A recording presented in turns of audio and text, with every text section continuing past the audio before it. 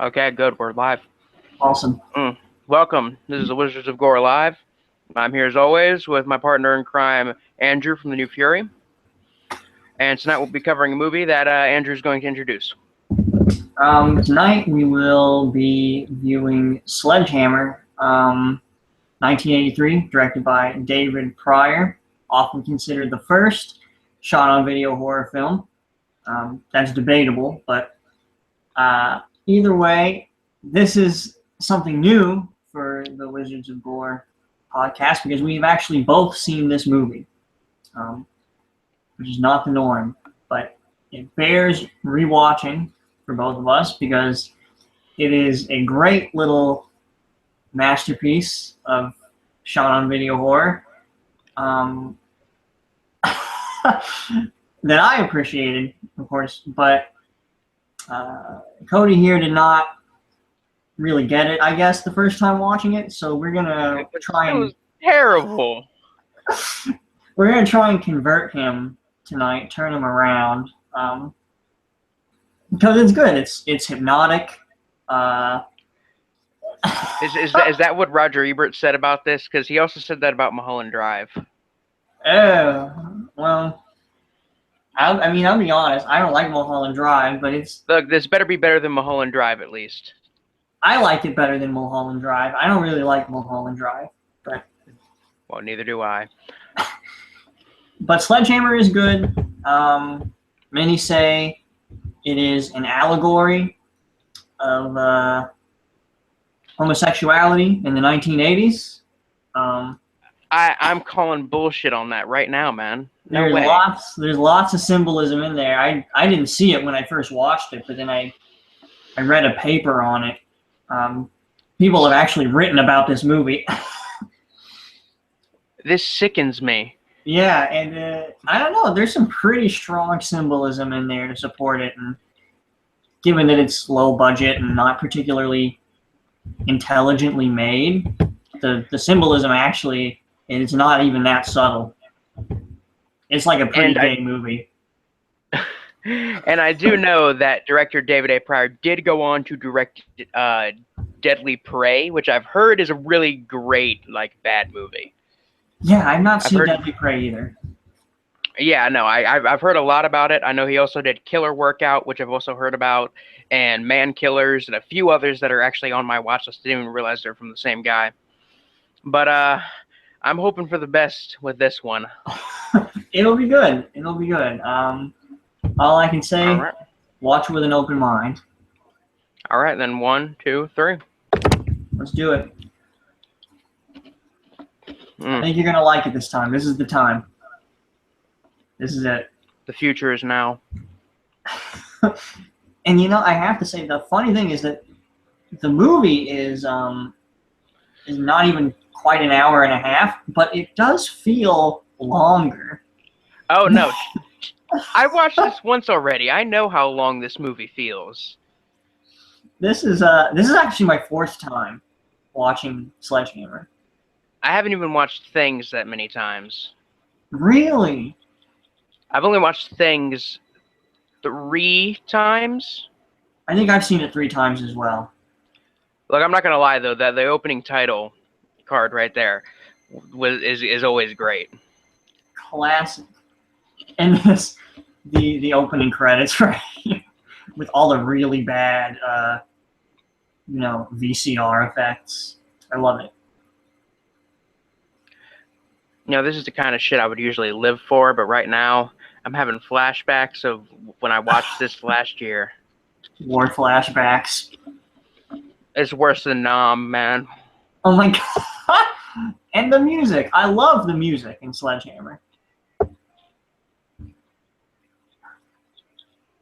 See, already. Yeah, no, the music's pretty good. I'm just now realizing it.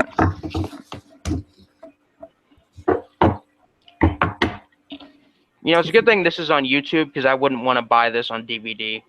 No, I'm thinking of, as a joke, buying the DVD and, sending it to you. Look, I'm not going to, be mad. I mean, I'm just going to put it in the collection and never watch it. do what I do with a lot of movies, like for instance, Corpse Grinders 2. I bought that for nearly nothing. For nothing. I got that for free, basically. And I still regret buying it and watching it. Really, that bad? Ted V. Michaels has gone downhill. He's still making movies to this day. I found his most recent movie, one of his more recent ones, on Amazon, and it's like called Paranormal Experiences: Texts from the Dead. No way. I'm not joking. I saw the title, and then I was like, when I looked up Ted V. Michaels on there just to see if there's anything interesting, and his name was listed as director. Good God. Texts from the Dead. Paranormal Experiences. Like, I mean, I'm not going to sit here and say that that's exactly the title, because I can't really remember. I do remember the subtitle was like Texts from the Dead. Mm-hmm.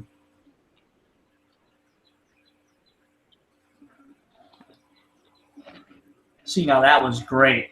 The negative to the... the fade in, that's okay. I'm not even going to lie. That's kind of great. And then we just get a shot of the house for like a good minute. So we remember what it looks like. Hey, we both got 2 liters. Nice. I was about to be like, I got the big boy sody pop. No, man. Max. That's all I rock is 2 liters. I mean, I don't blame you.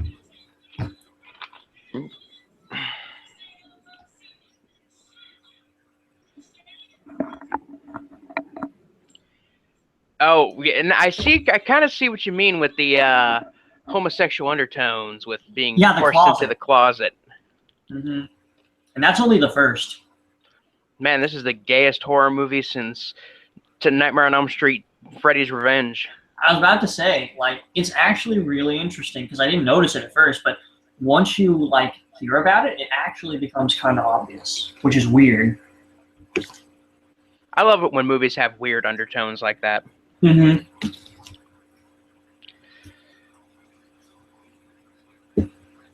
Jesus, the overuse of slow-mo in this movie is killing me, and the soundtrack is murdering my ears. I gotta turn this down just a little bit.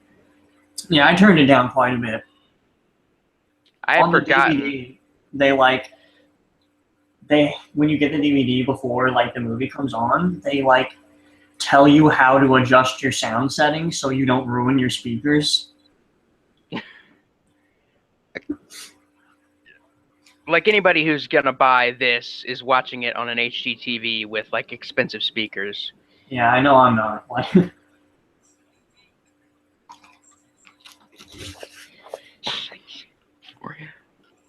I love this line. What do I think? Damn.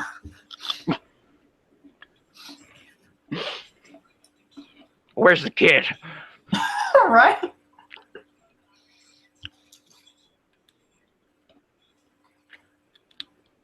This is like Maniac, except it sucks. It's hypnotic.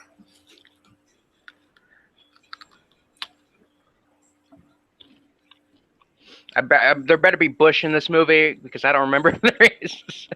I don't think there is. That was something I was disappointed about in 31. There's no Bush. Does Rob Zombie often do that? Well, I mean, it's a movie based in the 70s, and you do get nudity, so I would expect there to be Bush. And even when you do get nudity, they're shaven. I'm not saying... I'm not... Yeah, no, and it's supposed to be a movie based in 76. Someone didn't do their research. And I mean, Rob Zombie was raised in the 70s, and he was a carny. Uh-oh. The freeze frame on that silhouette. I always hate this scene, how she's just kind of making out with his stomach hair. Like... what is she... What's there to grab onto? He's got pecs. He's not even flabby. Right. See, they cut right to it. Listen, Ben, only 7 minutes and we already get a kill. I remember this. I don't remember it being this this watchable. I think you have to like watch this with somebody, or else you'll lose your mind. At least for me. It helps, and I'm gonna be honest. It also does help watching it more than once. It's weird, but it's true. Oh yeah, no. I would say, for example, I watched The Room once by myself. I've only seen The Room once. Same. And I sat down and watched it by myself, and I'm like, man, that's not that funny. It wasn't as funny as people made it out to be. And then, like the next day, and this was when I was still in high school, like that next Monday, I went to school. I was referencing it with my friends, and we've had more fun making jokes and referencing The Room than actually watching it. Yeah, that's the fun of it. When I first watched it, I was with a friend, and we had a bucket of fried chicken, and we watched The Room, and it was a perfect experience. A bucket of takes home some of my tasty fried chicken. Exactly. Tastes damn good. Exactly. I'm glad I get references from that movie now. Oh man. But yeah, no, the next stream will be When Blackbirds Fly. That's my choice for the next one. Awesome. I'm looking forward to it.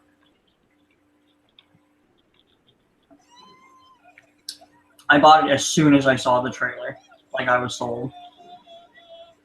Oh yeah, no, that's one of those movies. As soon as he released the trailer that announced the pre-order, I pre-ordered. Mm-hmm.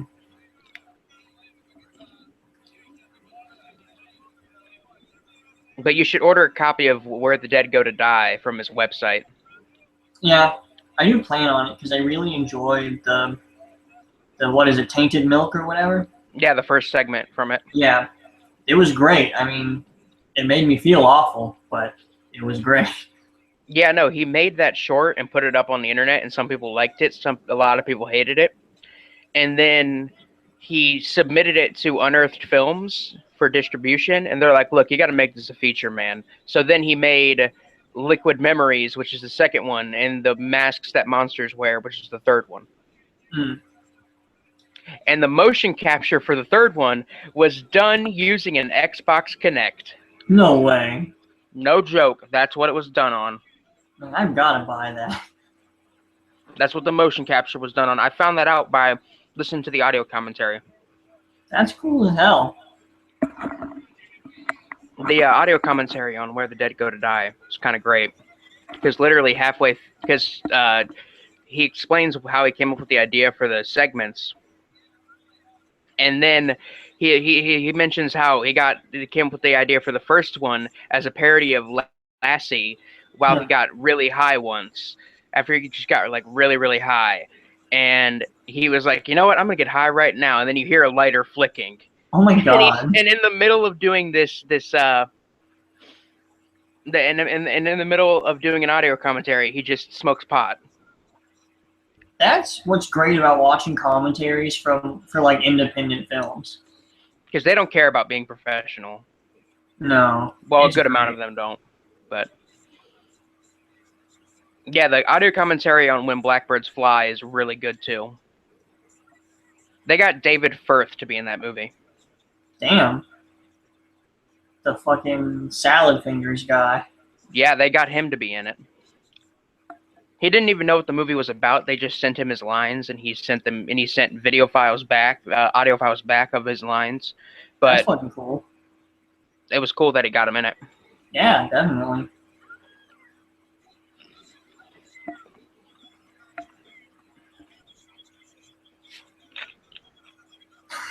What? Right? What? That's some shit, man. Shifting gears real good.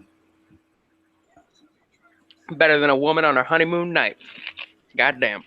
And see, here's the other thing, is that one of the main plot points in this movie is this guy does not want to have sex with his girlfriend. That is weird as hell. I don't remember any of this. Like, I guess... Yeah. Did he just say sweet and low titties? No. And he gives her, like, noogies and stuff. So, like, he's very, like, brotherly. Yeah, like almost like he doesn't like women. I mean, he's running around shirt. Look, this is like in Top Gun. Exactly. Every time something gay happens in Top Gun, you take a shot. Lord, I don't even. I'd probably die. Here's that slow motion. This With the movie.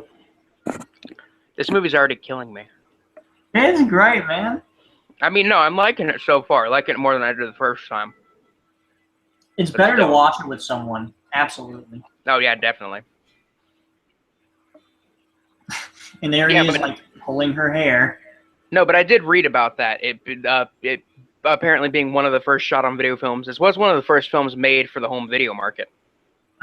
Yeah. I had thought, what is it? It's one of the shot on video films I haven't seen. Blood Cult? No, Boarding House. Oh, Boarding House. Boarding House came out in '83 too, I think. Yeah, and I haven't seen Boarding House. I've heard it's weird as hell though. Yeah, I want to see it. Apparently, I think it was the only shot on video horror film that got a theatrical release, like a wide theatrical release. Yeah.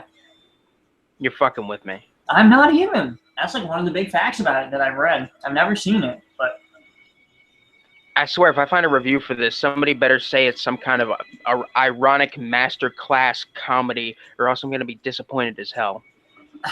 what, Boarding House? Yeah. I mean, all I hear about it is that it's like fucking bizarre. No, that's all I hear about it too. I'm interested in checking it out eventually.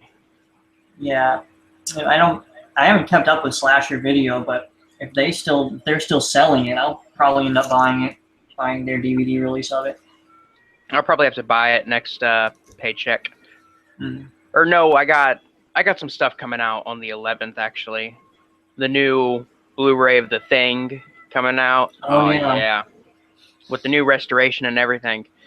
And what is it? The new special edition release of the original Hills Have Eyes from Arrow. Very nice. I like how he just tried to sit it on her head. Like, yeah. Honestly, as a boyfriend, that's something I would do, though. But he does that and then does not want to have sex with her. All he wants to do is balance beer cans on her head. I mean, look, one's more challenging than the other. Oh my God. For him, I guess having sex with women is more challenging. Which, is fine. That's what this whole movie's about. Sexual frustration for gay men in the 80s. Real thing. Very real thing. It's a great movie about sexual frustration, at least I think. What's that? Dead Girl. Oh, man. Absolutely. I think that's a perfect movie about sexual frustration. I mean, it's a little over the top, but I think that's what makes it. Yeah, I think it's one of, like, maybe bold for saying this, but maybe, I think it's one of the best horror films that you could call, like, a feminist horror film. I think absolutely one of the best. No, definitely. Up there with I Spit on Your Grave, of course. Yeah. Which Miyazaki has come out and said it is a feminist film. Yeah. Certainly that version, anyway. Well, originally it was titled Day of the Woman. Right. I think it's time we get pretty shit-faced. Literally you. I mean, when I was after, I'm going to talk about this later. Because I said I would talk about it more on the stream. But after the concert on Sunday and all that stuff happened, I'm in the parking lot. They say they're not going to let anybody out of the parking lot, any of the lots, for an hour after the show. Mm-hmm. So we're all basically parked in place in line to get out. And the guy behind us is playing music in his car. He turns on Jeremy by Pearl Jam. And at this point, I am absolutely wasted. I'm just going to be blunt about it. I was off my ass. And me and the guy behind us, his dad, like each had an arm around his shoulder, and we're just stumbling around singing Jeremy. It's a great song. Oh, no, it is. It's an incredible album. 10 by Pearl Jam. One of my favorites. I have not listened to a ton of Pearl Jam though. I don't like a lot of Pearl Jam, but I love that album. Oh, I listened to like 50 minutes worth of Clockwork Angels. It's pretty good. Yeah, it's I I think it's their listened to, heaviest album. yeah, no, I just listened to like the whole album. Like I looked up the whole album on YouTube and watched the first listened to the first 50 minutes while I was just, just sitting around doing nothing. Oh damn. Right on. Better than their radio stuff, right? Oh yeah, no. I really liked it. I'm gonna listen to their first album because I like the radio stuff too. I really do enjoy the radio stuff. I mean, like, just I'm gonna have to look into them more, but It's good. I'm just gonna say their first album is my least favorite. All right, here. Look at this. Tell me this ain't some gay sexual frustration in the 80s happening. This is exactly that. Like, I'm kind of mad I doubted you.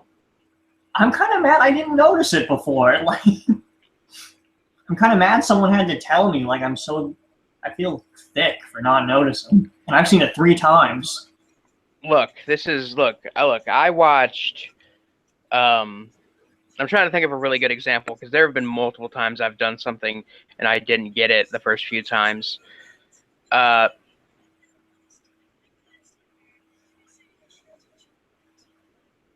can't think of anything.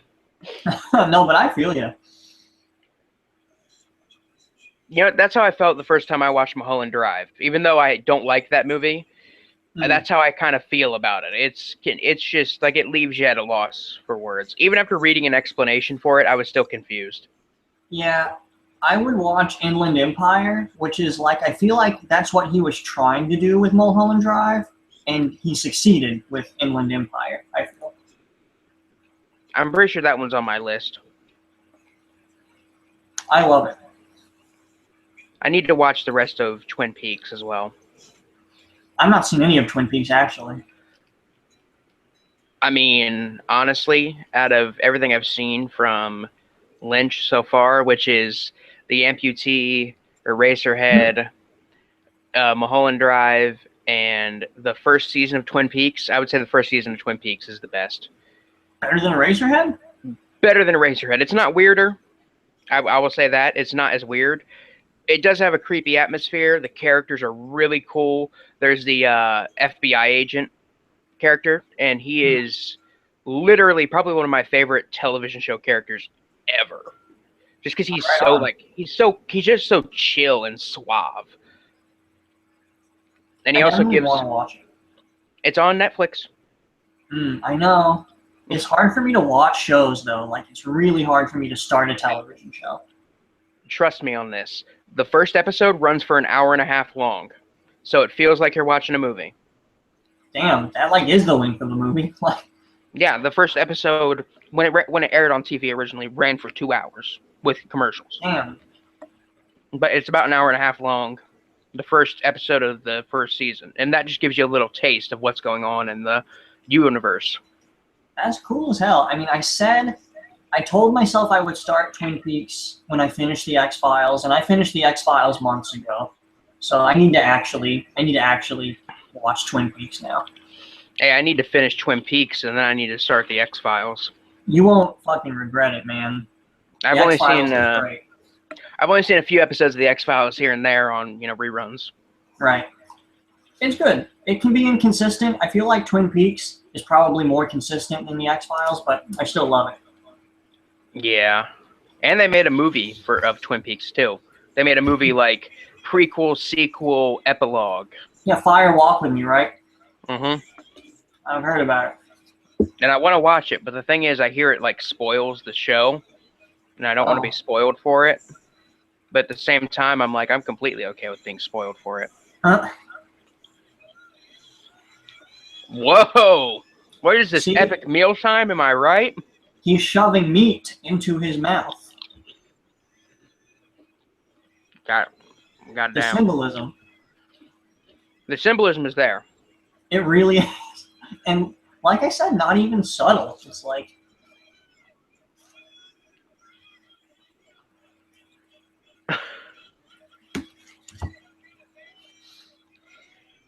they're just, what even is this movie? Like, right?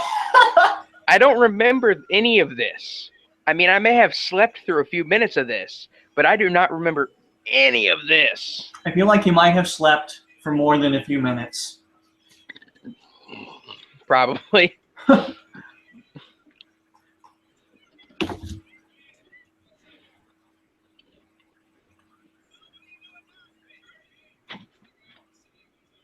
Also, the dude in the yellow kind of looks like Eric Roberts.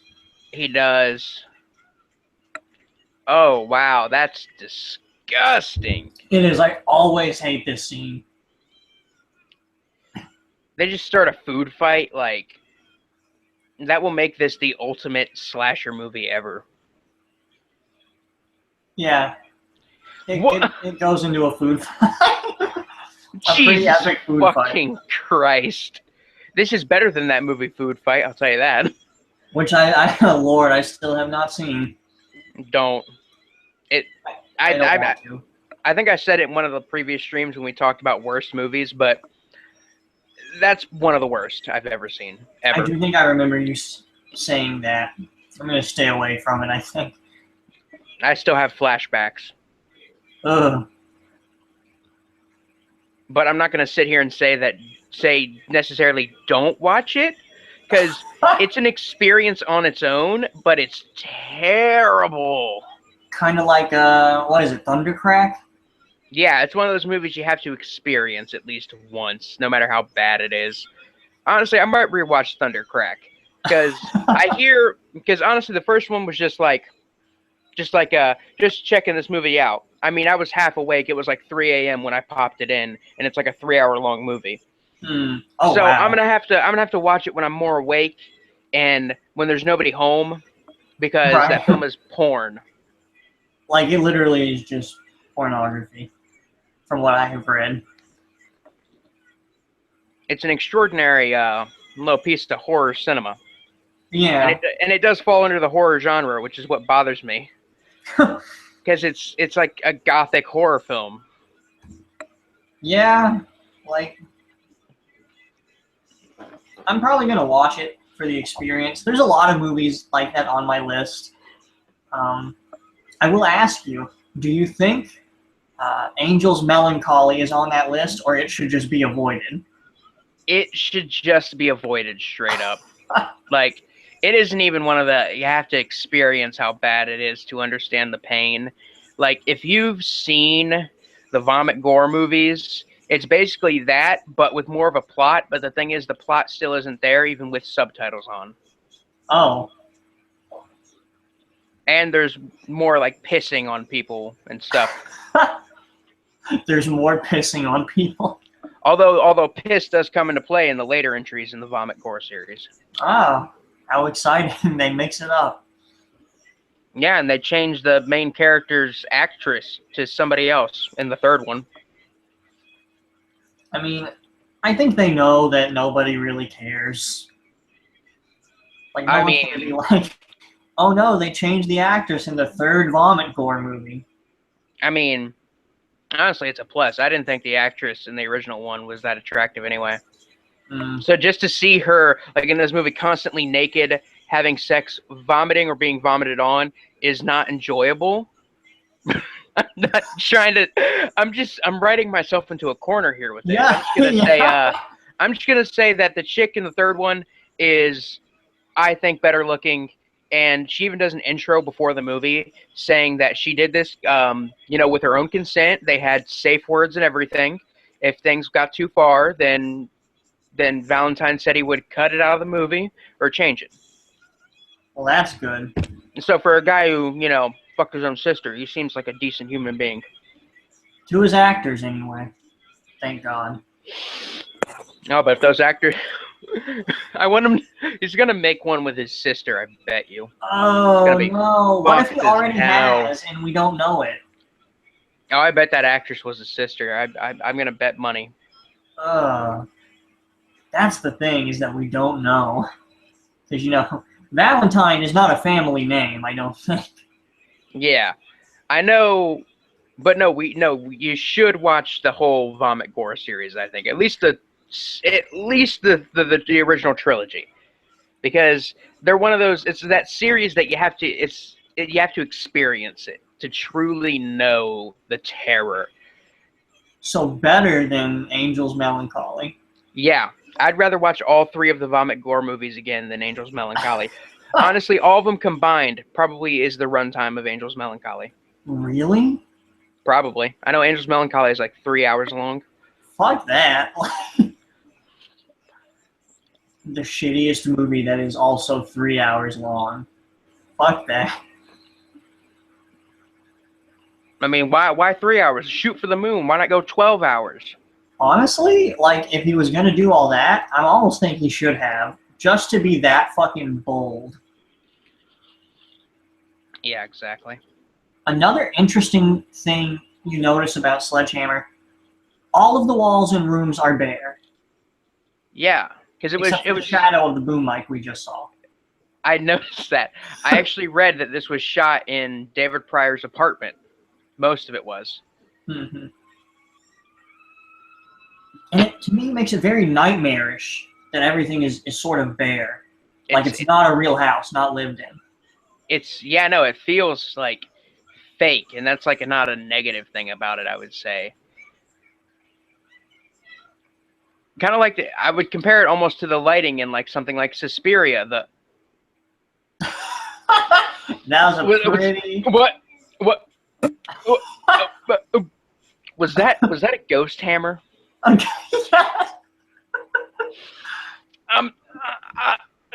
That's it. This is the best movie ever. Raw off the red carpet. Right? It's great. The Sledgehammer is a ghost. But it's kind of like the lighting in Suspiria, how it's so unreal that it really sets a tone. Yeah, exactly. And I love that kind of feel. It's honestly a little bit surreal in that way.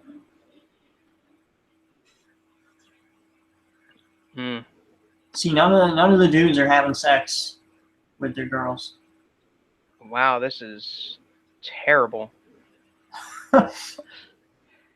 I also pre-ordered the new Blu-ray of I Drink Your Blood. Oh, nice. Because all I have is the old crappy DVD of it. Is this going to come with, like, the fake needle thing? Well, I ordered it off Amazon, so if you order it off Diabolic, then it's guaranteed you get it if you're one of the first 3,000. I ordered it off Amazon. I'm not doing it for the syringe. I'm doing it because, like I said, I got this old crappy release that is like not in good quality. It's one of the worst quality DVDs I've ever bought, and it was $7. Oh, nice. But yeah, they're trying to pants each other too. Wow, this is.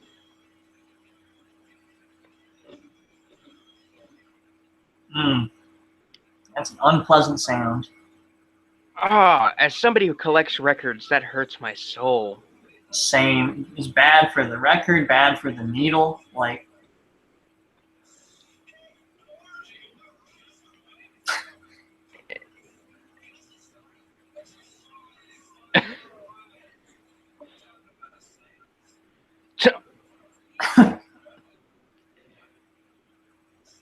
I feel like more people would be willing to do an orgy at a party like that. yeah. Jesus. But they're pretty psyched about this seance, though. I mean, because they have to do something to move the plot along. Right. And, you know, I can't be having sex with women. Like, that's what I love about some bad movies. Like when they can't give a reason why everybody just wants to do a seance or something, or like just a they can't even at least make you think of a reason. You just think, oh, it's to move the plot. Right.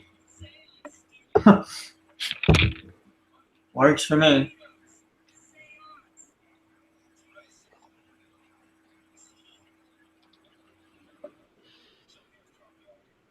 That fucking hurt. A scene. Why would you come back that exact month? to move the plot along. I forgot my own. And then we watch the exact scene over again. With an echo sound effect on it, like I know. Like a painful echo effect in more slow motion. that sound of the locking will forever haunt my nightmares. I think my chair is hitting my bookshelf, which means it's gonna knock my VHS tapes over like it does every time. Oh, that's no good. I moved the chair back a little too far. There was a hair in my bugles. I'm disappointed. Send them back. Yeah, I bought the wrong kind, and there was also a hair in them. Just give me a lifetime supply of the nacho ones, or the buffalo ones. The buffalo ones are good too. I haven't had the buffalo ones. I think they discontinued them, Oh. actually, because I remember they had them a few years back, and I tried them, and I was like, those are pretty good.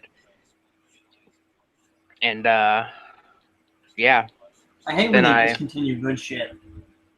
I thought they were pretty good, and then I haven't seen them in stores since, and that was the same summer I bought Martyrs on a blind buy and saw it and loved it.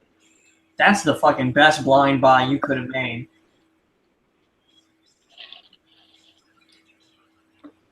Someone actually stole my copy of Martyrs. Rip in peace. Man, fuck them. Like, fucking stole that shit from me. Like, that is legitimately something. That is legitimately terrible. Right? Because I fucking love that movie. You know what would be worse? What? If they stole it and then they brought it back and they swapped the disc out for the remake. No. That would be worse. And don't fucking put that evil on me. And don't you put that evil on me, Ricky Bobby. But no, that's trust me. I've seen it. You saw my review. It's horrible. Yeah, like after I saw your review, I'm like, I'm never watching this. Like,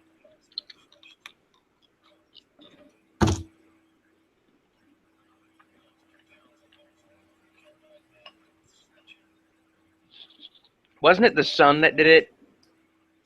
Yeah.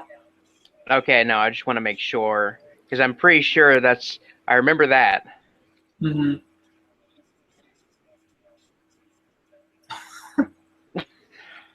What's that have to do with? Well, I mean, yeah, I guess that does make sense. Never mind. Eric Roberts was great in Sharktopus.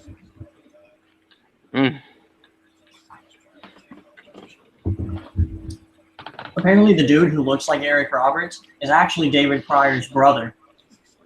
Ted Pryor. Yeah, who also composed some of the music for the movie, apparently. Shit, he needs to release a synth soundtrack. Oh my gosh. I'd listen to this soundtrack for Sledgehammer, actually. I totally would. Look, the only soundtrack I listen to is the soundtrack for The Hateful Eight, Old Boy, and... Hotline Miami. Hotline Miami, definitely, and The Witch. Man. Did they release The Witch soundtrack on vinyl?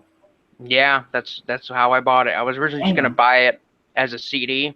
Then I saw they had a vinyl. I was like, oh, no. I can't not have that beauty. God. It's great on vinyl, too. Like, beautiful. And the soundtrack is so good. Everything about that movie was perfect, in my opinion. Honestly, that's the best horror movie I saw this year. So far. Same. Second best is The Neon Demon, which I got around to watching today, finally. Still haven't seen it. But I'll get into that when we get into what we watched recently. Right. After the movie. After this masterpiece.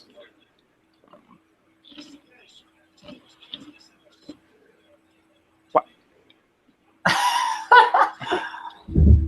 And this is such like a slow seance scene too. Like everything in this movie is slow.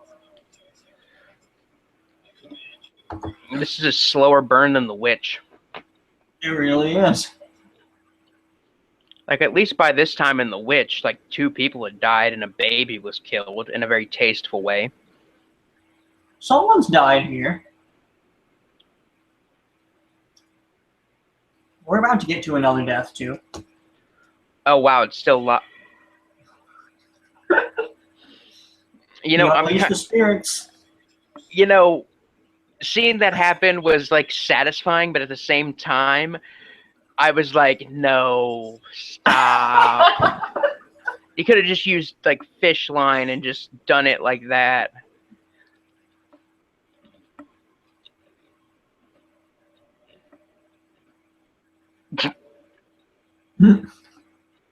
It looks like they're projecting his face onto a mannequin. Mm-hmm. Which is what they did in the Maniac remake. Really? Yeah, no, in the Maniac remake, the girl he falls in love with is an artist, and she wants to use some of his mannequins in an art display, so they project, like, the faces onto the mannequins' faces. It's a trick. It's a prank. So that actually is a reason why they're doing a seance, to prank them. Oh, okay. That still doesn't explain why everybody was so eager about it. Yeah, no, it doesn't explain. It doesn't explain that. Everyone loves a good seance. Like, Jesus, this is only going in one ear. Like, that's how the sound mix on this works. That is horrible. Because I gotta, like, deafen myself in this one ear. It's great.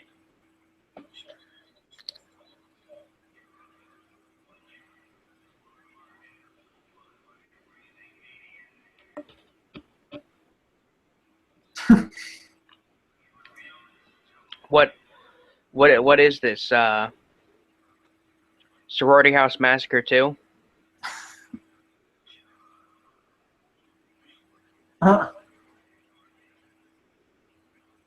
This is actually a pretty nifty prank.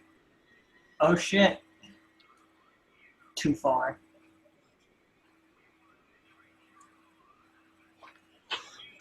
Bullshit. Yeah. I love that reaction.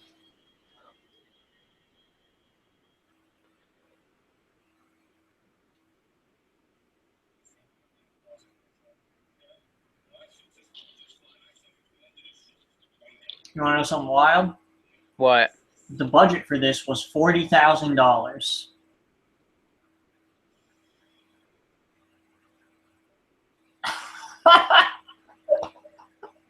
That's more money than I have to my name currently. And Same. I could make something better than this.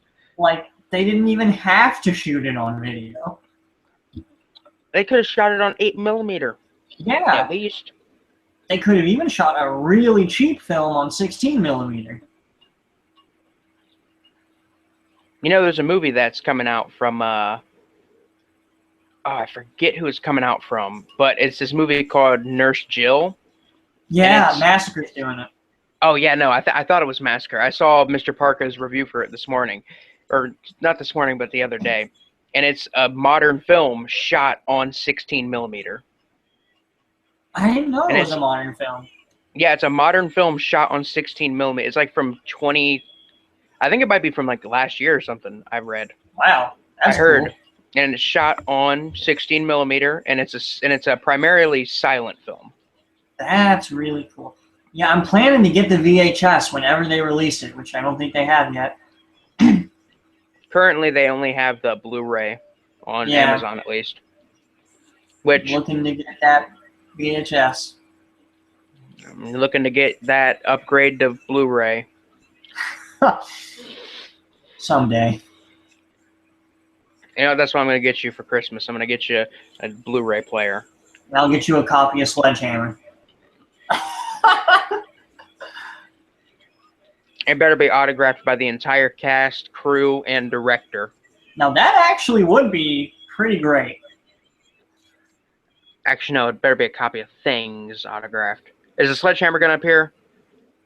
Oh god, he's a ghost murderer with a ghost sledgehammer. It's perfect. It is. It is kind of great.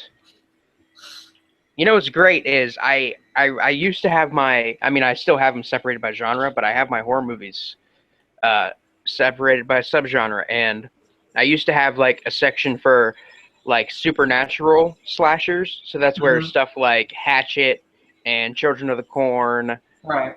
and Nightmare on Elm Street, stuff like that would Hmm. go.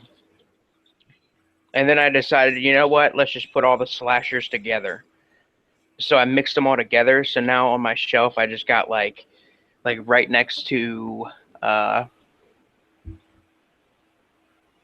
trying to think of a good example.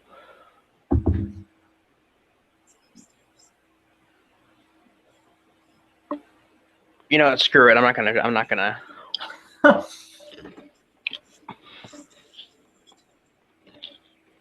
So I'm kind of See, mad. I can't find subtitles for Bollywood Evil Dead.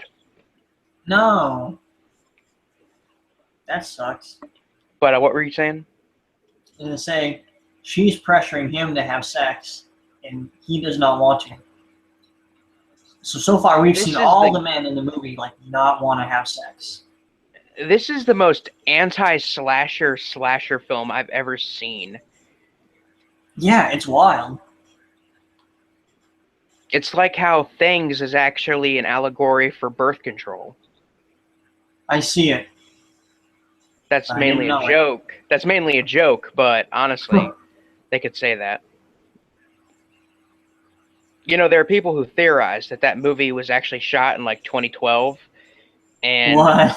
its entire history existing in the 80s was 100% faked, and that it's actually meant to be a serious, like, ironic masterpiece. There's actually a theory about that. That's fucking amazing. Of course, there's proof that it existed on VHS and everything, so. Yeah, like I've seen tapes. Like, I've seen one tape, and it wasn't even in person. It was on a documentary about VHS culture. yeah. That's what Massacre should release. They should do a VHS release of Things, because I'd buy it. They should. Me too. I want to get the new Japanese DVD release of it from Highburn Video or whatever, because the artwork on the cover is cool. great. It looks so cool. Yeah.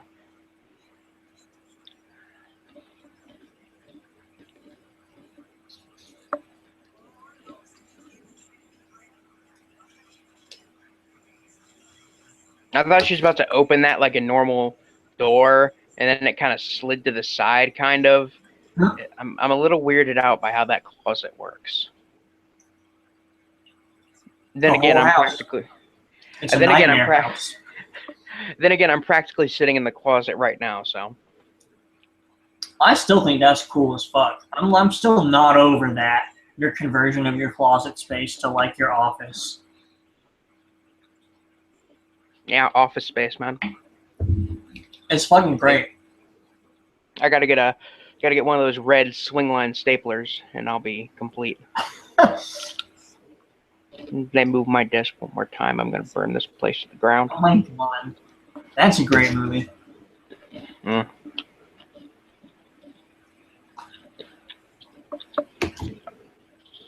Mm. So there's this movie. I forget if I told you about it or not, but it's called Buzzard. I don't think you have.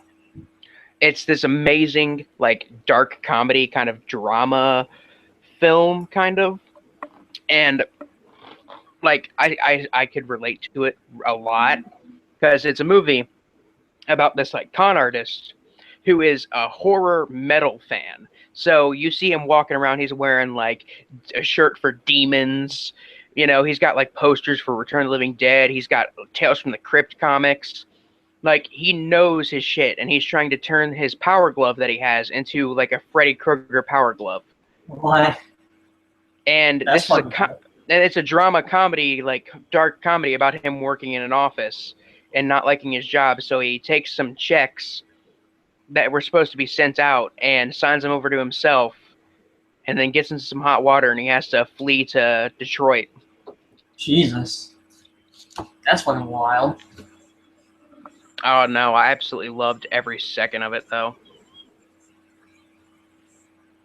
But the reason I bring it up is because the director of that movie has a new movie out, and this one's actually a horror film, and Oh. it's called The Alchemist Cookbook, and it's Hmm. like a weird, from what I've read, it's like a weird kind of dark fantasy, kind of surreal film about basically a guy cooking meth in a trailer in the woods, Hmm.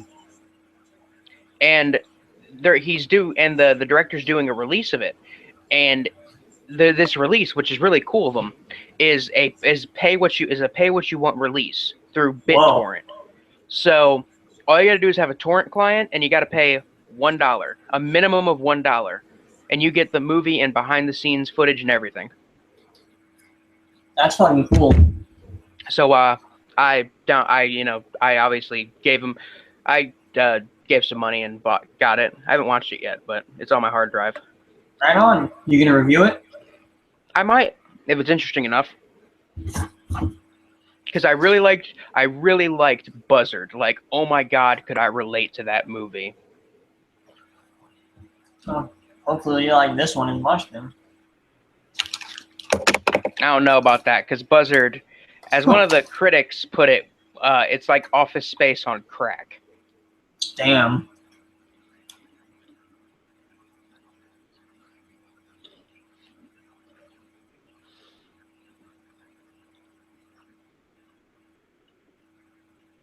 Man, I haven't seen a sex scene this good since Society. Oh god. Society. Mm.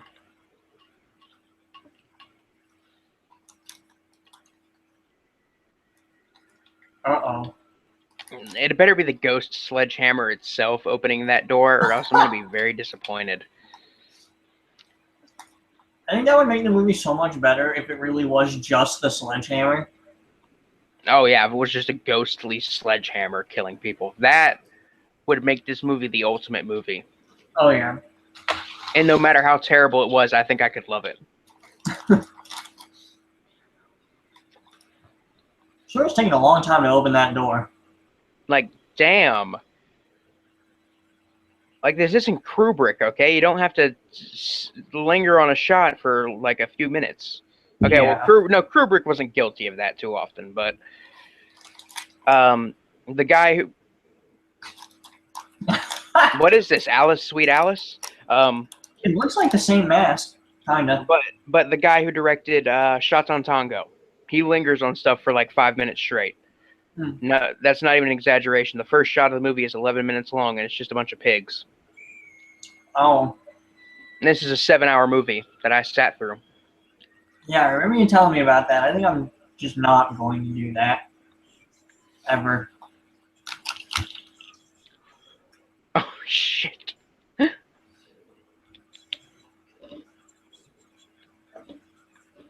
In a slasher film, you don't go upstairs, you go out the front door. They don't know the rules. Yeah, they didn't watch Scream. Well, Scream didn't even come out yet. I'm still trying to find the uncut version of Scream. Really? It's not available in the U.S. Oh. The complete uncut version. Because in the original, like, 100% uncut version, when he guts the chick's boyfriend towards the beginning of the movie, the shot stays on his intestines falling out. You see the whole thing happen. The intestines fall out and everything, and it stays on that shot for like 10 seconds. Damn. And you may think, oh, it's just 10 seconds. Well, there's some alternate dialogue, alternate scenes. That's fucking wild. There's longer takes in the movie.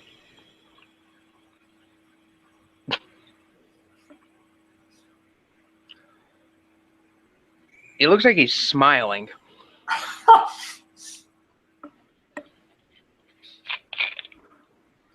Love the plaid. This guy's like Carl the Butcher, except not as cool. At least Carl the Butcher ate people. He's got nice plaid, though.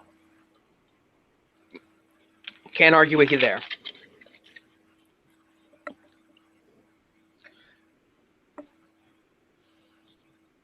What even is this guy? Like, he looks like a look, to quote Fear and Loathing in Las Vegas. They all look like used car salesmen from Dallas.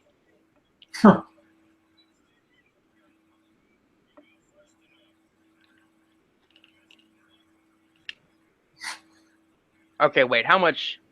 There's still another 30 minutes of this movie, and they're not going to leave the house, are they? Nah. This is like Things, how the house is just like a labyrinth. Yeah, it really is. That's another thing that makes this really sort of surreal and nightmarish. All it needs is that Things lighting and some terrible dubbed dialogue. God, it's the worst. Things is still the all-time reigning champ. This movie never beat Things. No movie can beat Things. Yeah, so somehow the sledgehammer just by itself ended up right there. The ghost sledgehammer. Even though the guy just had the ghost sledgehammer. Yeah, and the ghost just had the ghost sledgehammer. What?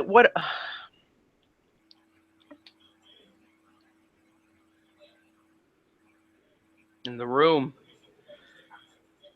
Oh, hi, Mark. I won his ass. Jesus.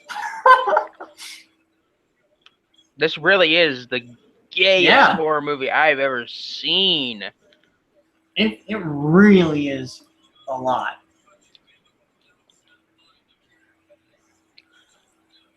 Like, if it was a better movie, this would have been a really significant, like, social It would be a lot more commentary. noticeable and more significant, yeah.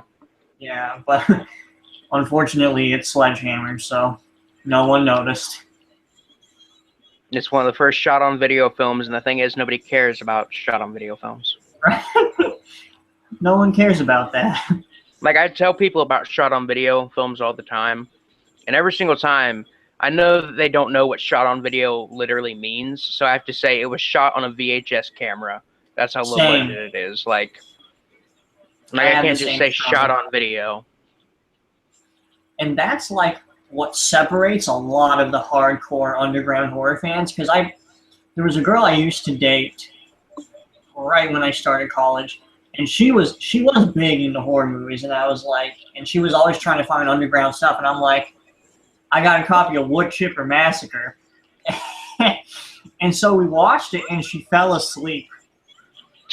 I mean, I haven't seen Wood Chipper Massacre, but I've heard great things. It's one of the better shot-on-video horror movies.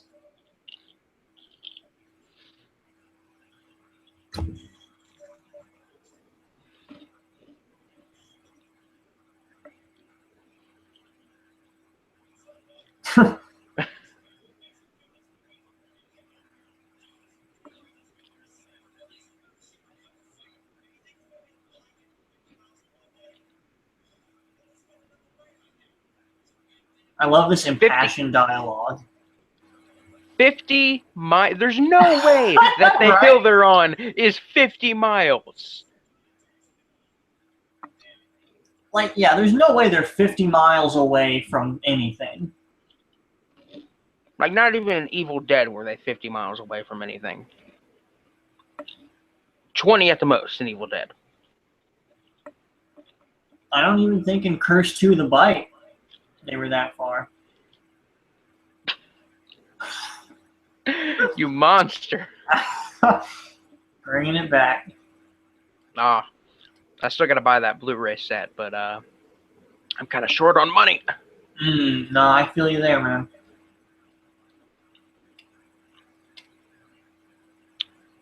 I hope my Blu-ray of Those Have Eyes arrives. Because I have Prime, it should arrive on the day it comes out. So I'm like, I want to watch it because I haven't watched that movie in 2 years. Really? Yep. The only Hills Have Eyes movie I own is the remake, which I enjoy. I still haven't Nope. seen the remake. I hear a lot of people say it's better than the original. I mean, it's better in the sense that it's basically the same movie, but with modern technology, and it's a lot more gory and extreme. But other than that, it's not as, I would say, like the original is a bit cheesy, honestly. It's it's a bit more campy, a little more over the top, I would say. Mm. And the way that, at least the way that the kind of mutants dress, because they're like Yeah, wearing like pelts and stuff. Like yeah, in the remake, they're wearing normal clothes and stuff. You know, they're there because of nuclear testing, and they're all horribly deformed. yeah. In the original, they look like cavemen, Yeah, they gave off that caveman kind of vibe, which to which me was is, not good. I mean, it doesn't like set them up as that menacing, but I think it's good for camp value. Well, for camp value, yeah, yeah. For Just like in scare that. value, not so much. Oh no. The mutants in the remake are hideous, Mm. and there's rape, there's torture, there's everything. God, that sound. Ooh, ow. And I love how the only thing that plays in the other ear is just like the reverb from the sound. It's like Ow, damn. it's really all just in one ear. Which it's just the YouTube video. If you watch like the DVD, the sound is not like all panned to the left, thank God.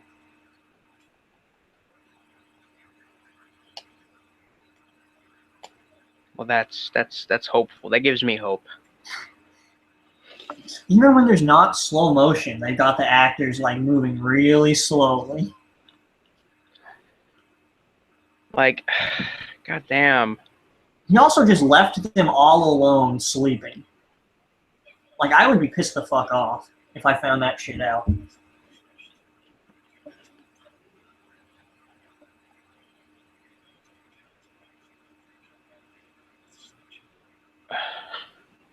There's like literally no reason why we need to be reminded of this. Like,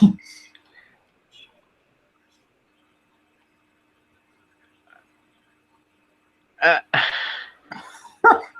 oh, that's pleasant. and then he just walks right back out like that. That really was completely pointless. That's just terrible. Let me just try to.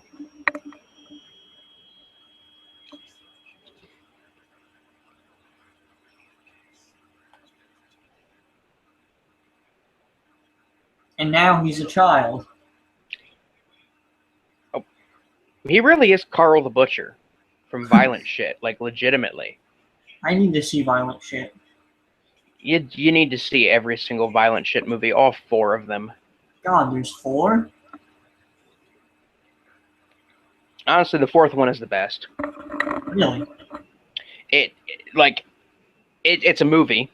They ramped up production value indefinitely. It's not as sleazy and gory, but as the previous entries, but it's got somewhat of a plot, and they're still kind of characters. Huh.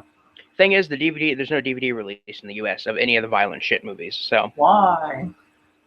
So if you want them, you're either going to have to buy the box set of the trilogy, which is out of print, and it's only region 2, and it's going for hundreds of dollars, or the internet. Yeah, that's how I got them.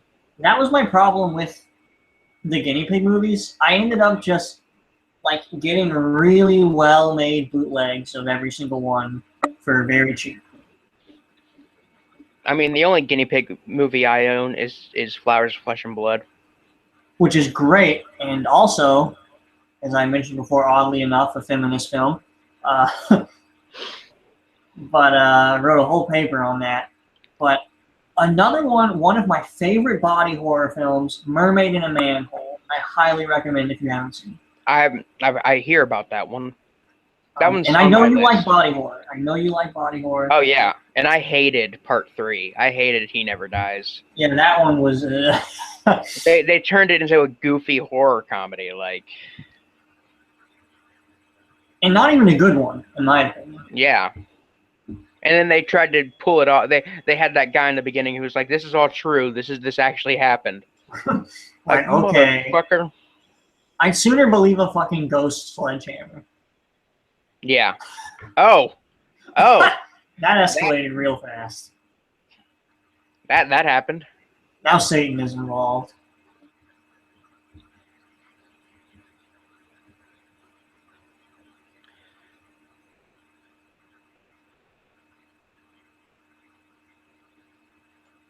I do like this shot, though, in all honesty. Oh, yeah. No, I'm just going to get a tattoo of this shot on my thigh. Like you go in, yeah, can I just get this one scene from Sledgehammer? Say no more. Exactly. They already know what I'm talking about.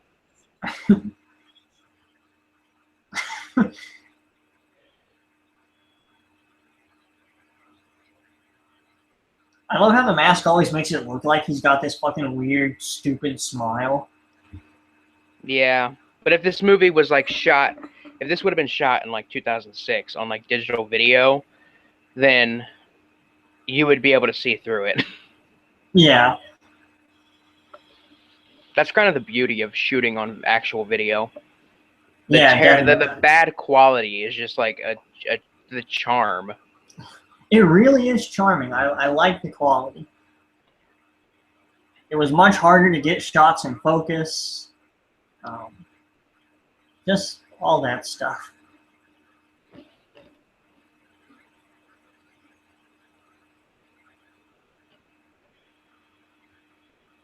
Oh. Damn. Knee to the face.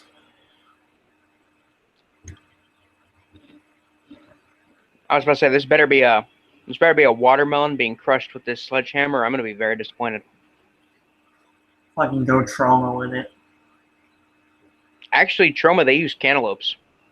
Yeah, I did see that, but close enough. Which cantaloupes are better, because cantaloupes are shaped more like a head than a watermelon. Yeah.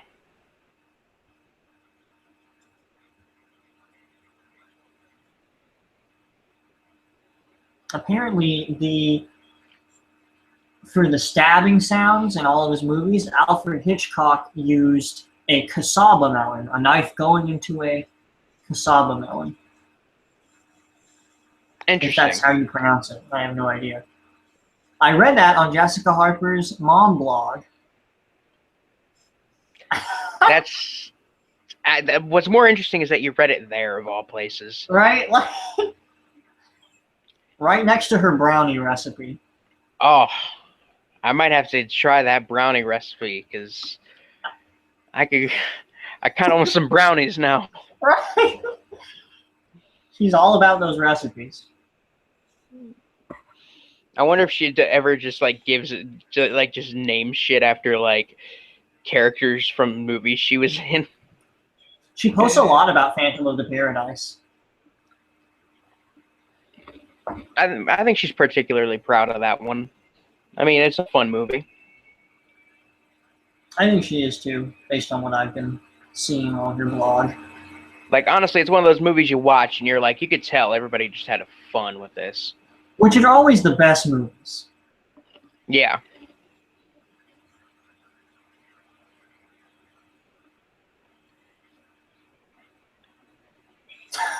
I love this zoom in on that fucking face.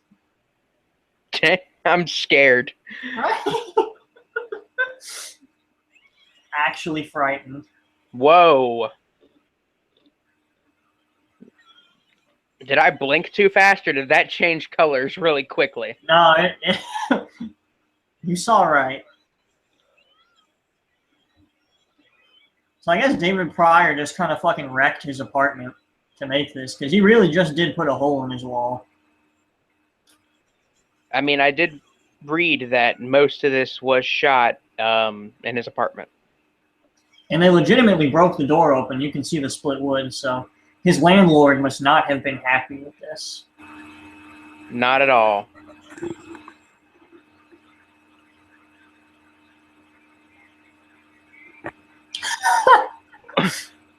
I love how you cannot hear the kids' dialogue, like, at all. I legitimately could not make out a word of what that was. And I kind of wanted to stay that way. Yeah.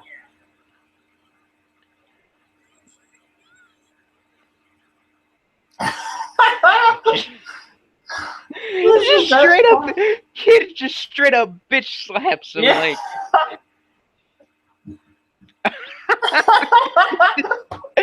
He just punched the kid in the face. This is the best part of the movie.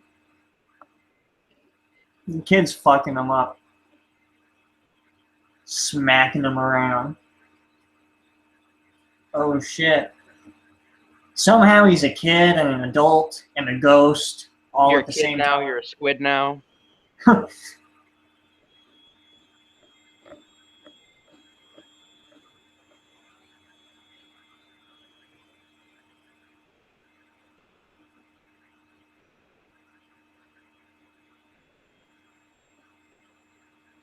He kind of looks like Barry Gillis. Yeah, he does a little bit actually. The mask is just really weird. I bet he thought he was making the next Alice, Sweet Alice. Oh my gosh. Apparently, his motivations for doing this was to make a movie that could be made quickly, so that he could quickly sort of just get a first movie under his belt. I read that he just did it to get a feature film under his belt real quick. Yeah. I've read that. I've read that this was shot. I read that this was shot in 4 days. Ooh, I don't know if I might have forgotten about that. I don't remember reading that, but I believe it, because I read it on IMDb just before we started the stream. I believe it because, I mean, obviously, look at what we're watching. But $40,000 budget, and what drove up the price was that the whole crew, lighting, cameras, they're all professionals that he hired to shoot on video. I want to say that you're just messing with me. But I'm at not. the same time, I know that you're not, because weird like you've said just the same amount of weird shit about this movie, and you were right. So you can look it up. I guess you didn't have any friends. No, obviously not. So we had to spend $40,000. This does not look like a $40,000 movie. It does not. That's pretty cool, though. The slow-mo of her screaming. And, like, the scream doesn't go as slowly as, like, she moves, so it feels weird. I feel like if it did, it wouldn't work. Like, her face is still screaming, even when the sound of the scream has stopped. Like, that's just perfection. You can't write that shit. No, you can't. Yeah, you edit that shit. Exactly. Yeah, someone sat in an editing booth with this and was like, yeah, that looks fine. I'll buy that. I wonder if, was this directed by David Pryor too? Yeah. Because if this was directed by him too, I mean, not directed, but edited, I mean. Oh, edited? I don't know. What I think maybe happened was that he either didn't have money for an editor in general, or that the editor that he had, he couldn't afford to edit the whole time, and he had to do it himself, probably. And he was just like, all right, let's just fucking throw some slow-mo in there. Why not? Oh, damn. Look him You out. can just see his hair. Like, legitimately. And then fucking wails on him. I guess the slow-mo helps when you're trying to make it look like you're hurting somebody, but you're not. Yeah. But it looks like she's swinging really hard.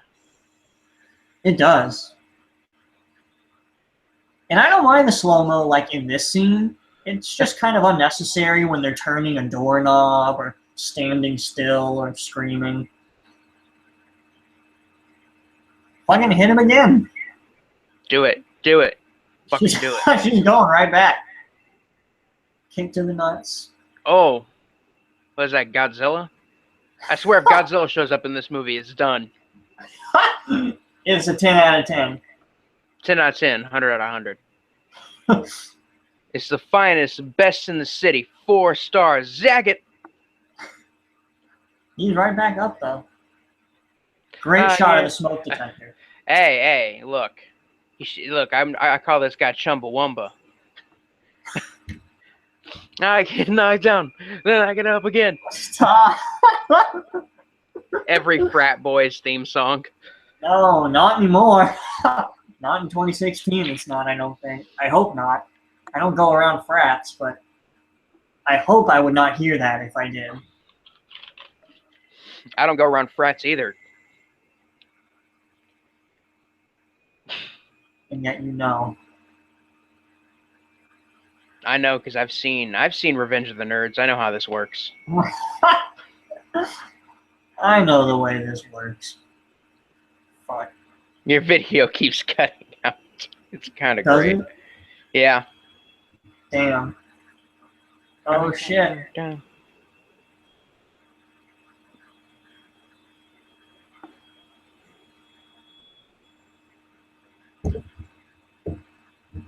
If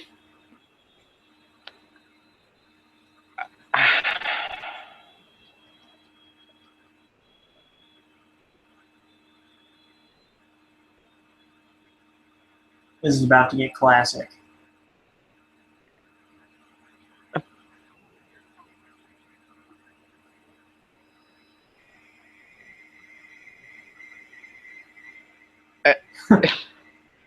really, Yeah. really, like this isn't Home Alone. Stop.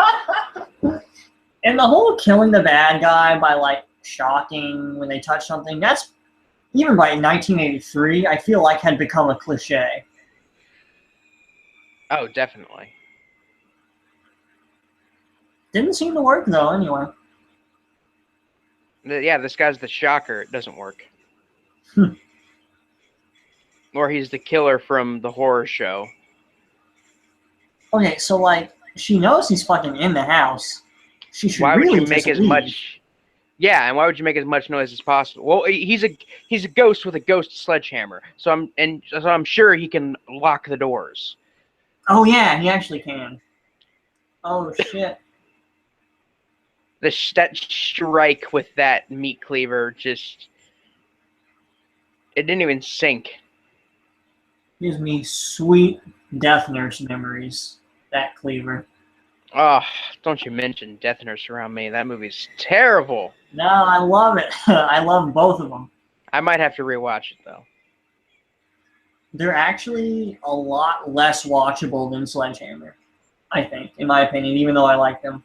Yeah, no, I remembered not liking Death Nurse, and I pre-ordered the DVD release. Oh, that sucks.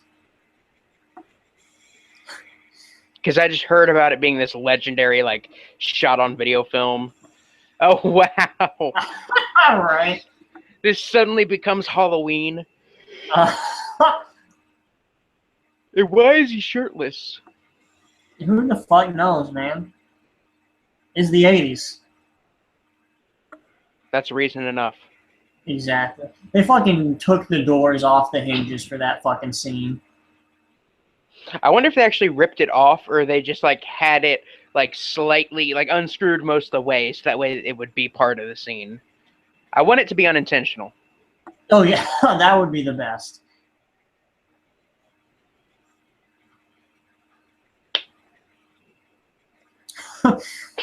Jeez. Oh, my God. It's like...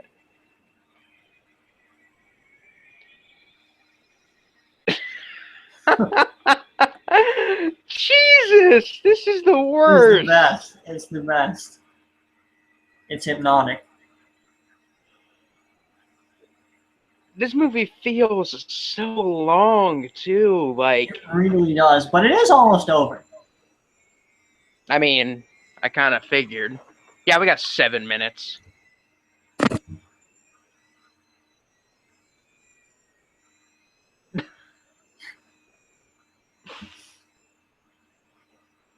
Excellent gore. Fucking 10 on the gore meter.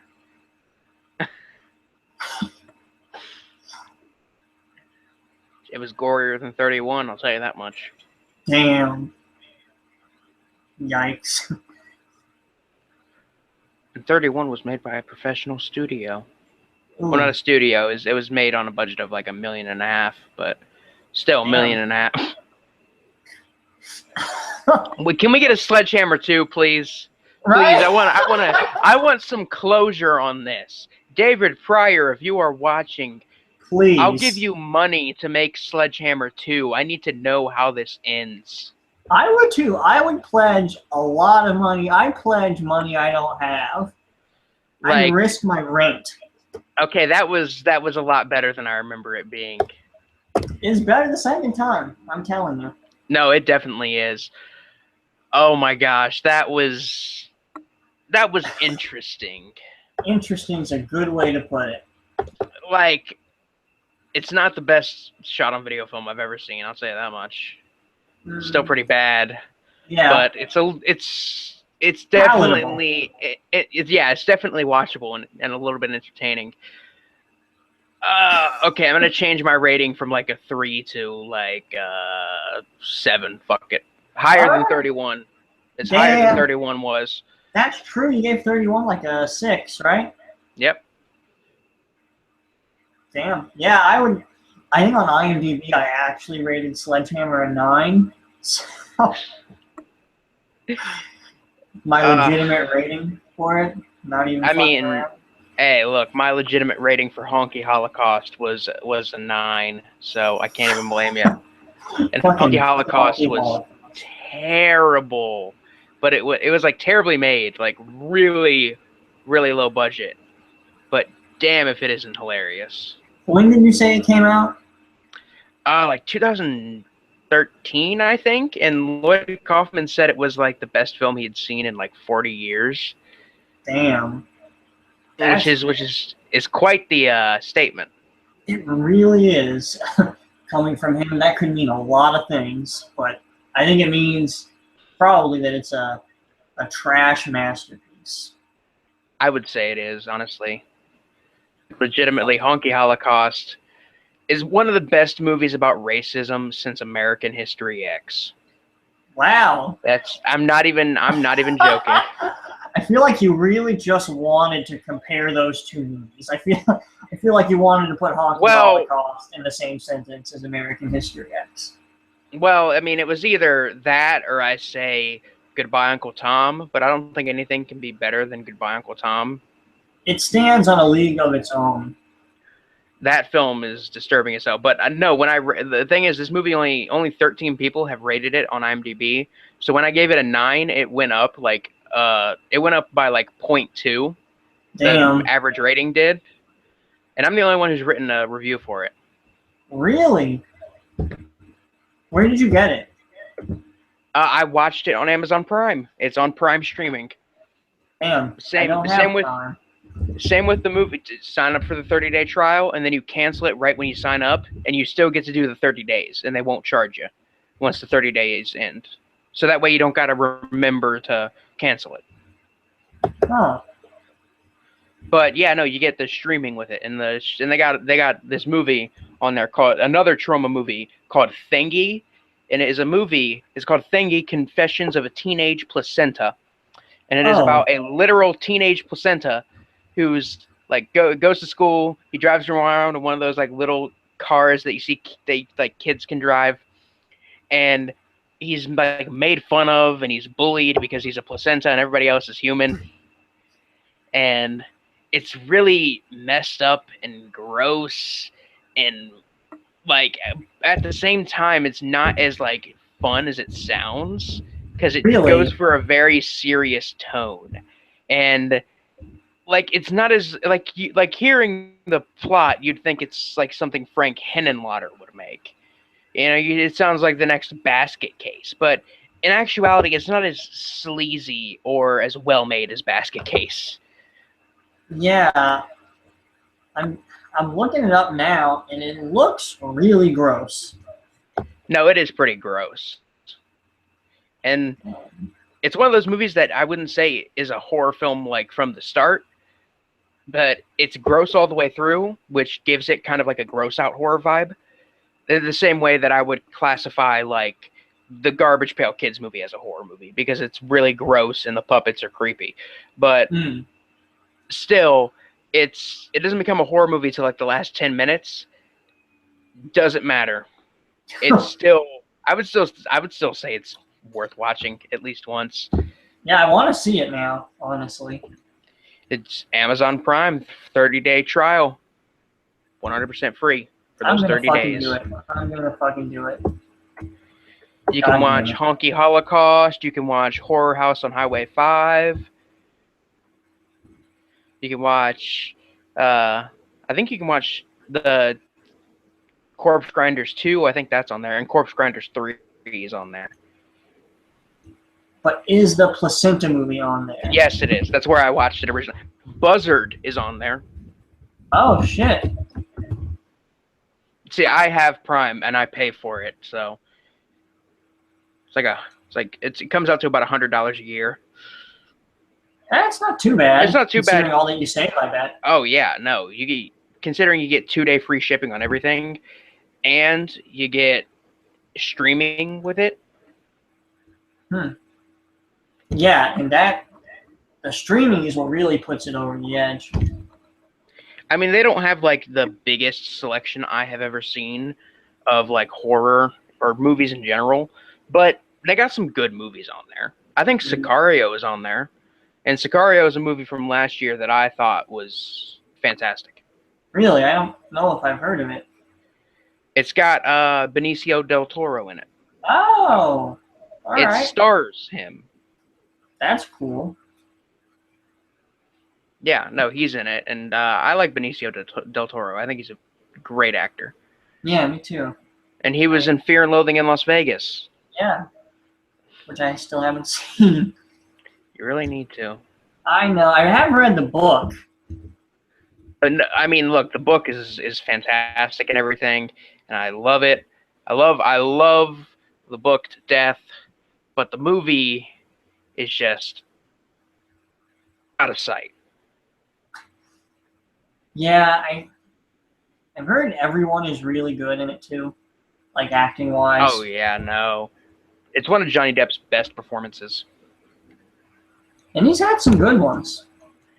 I mean, he was fantastic in Black Mass, which was from last year. I haven't seen that one. I think he should have won the Oscar for Best Actor over Leo last year. Oh yeah, I remember you saying that. Because his performance as Whitey Bulger is haunting. Yeah, I see. I didn't even hear about that when it was released, which is so wild. Yeah, it came out last October. Did it get a wide theatrical release? Yeah. Me and my friends went to see it, and we all thought it was great. I don't even remember hearing about it. I go to the theater, so seldomly, though. But, I mean, yeah. I think I would at least hear about it. Also, what's that? No, what were you saying? I'm going to say I still need to see Blair Witch before it gets out of the theater. Blair Witch is pretty good. But did you hear that Severin is doing a new release? Is finally this movie's finally getting a release on DVD in the U.S. They're releasing the documentary "The Killing of America." No, I didn't hear about that.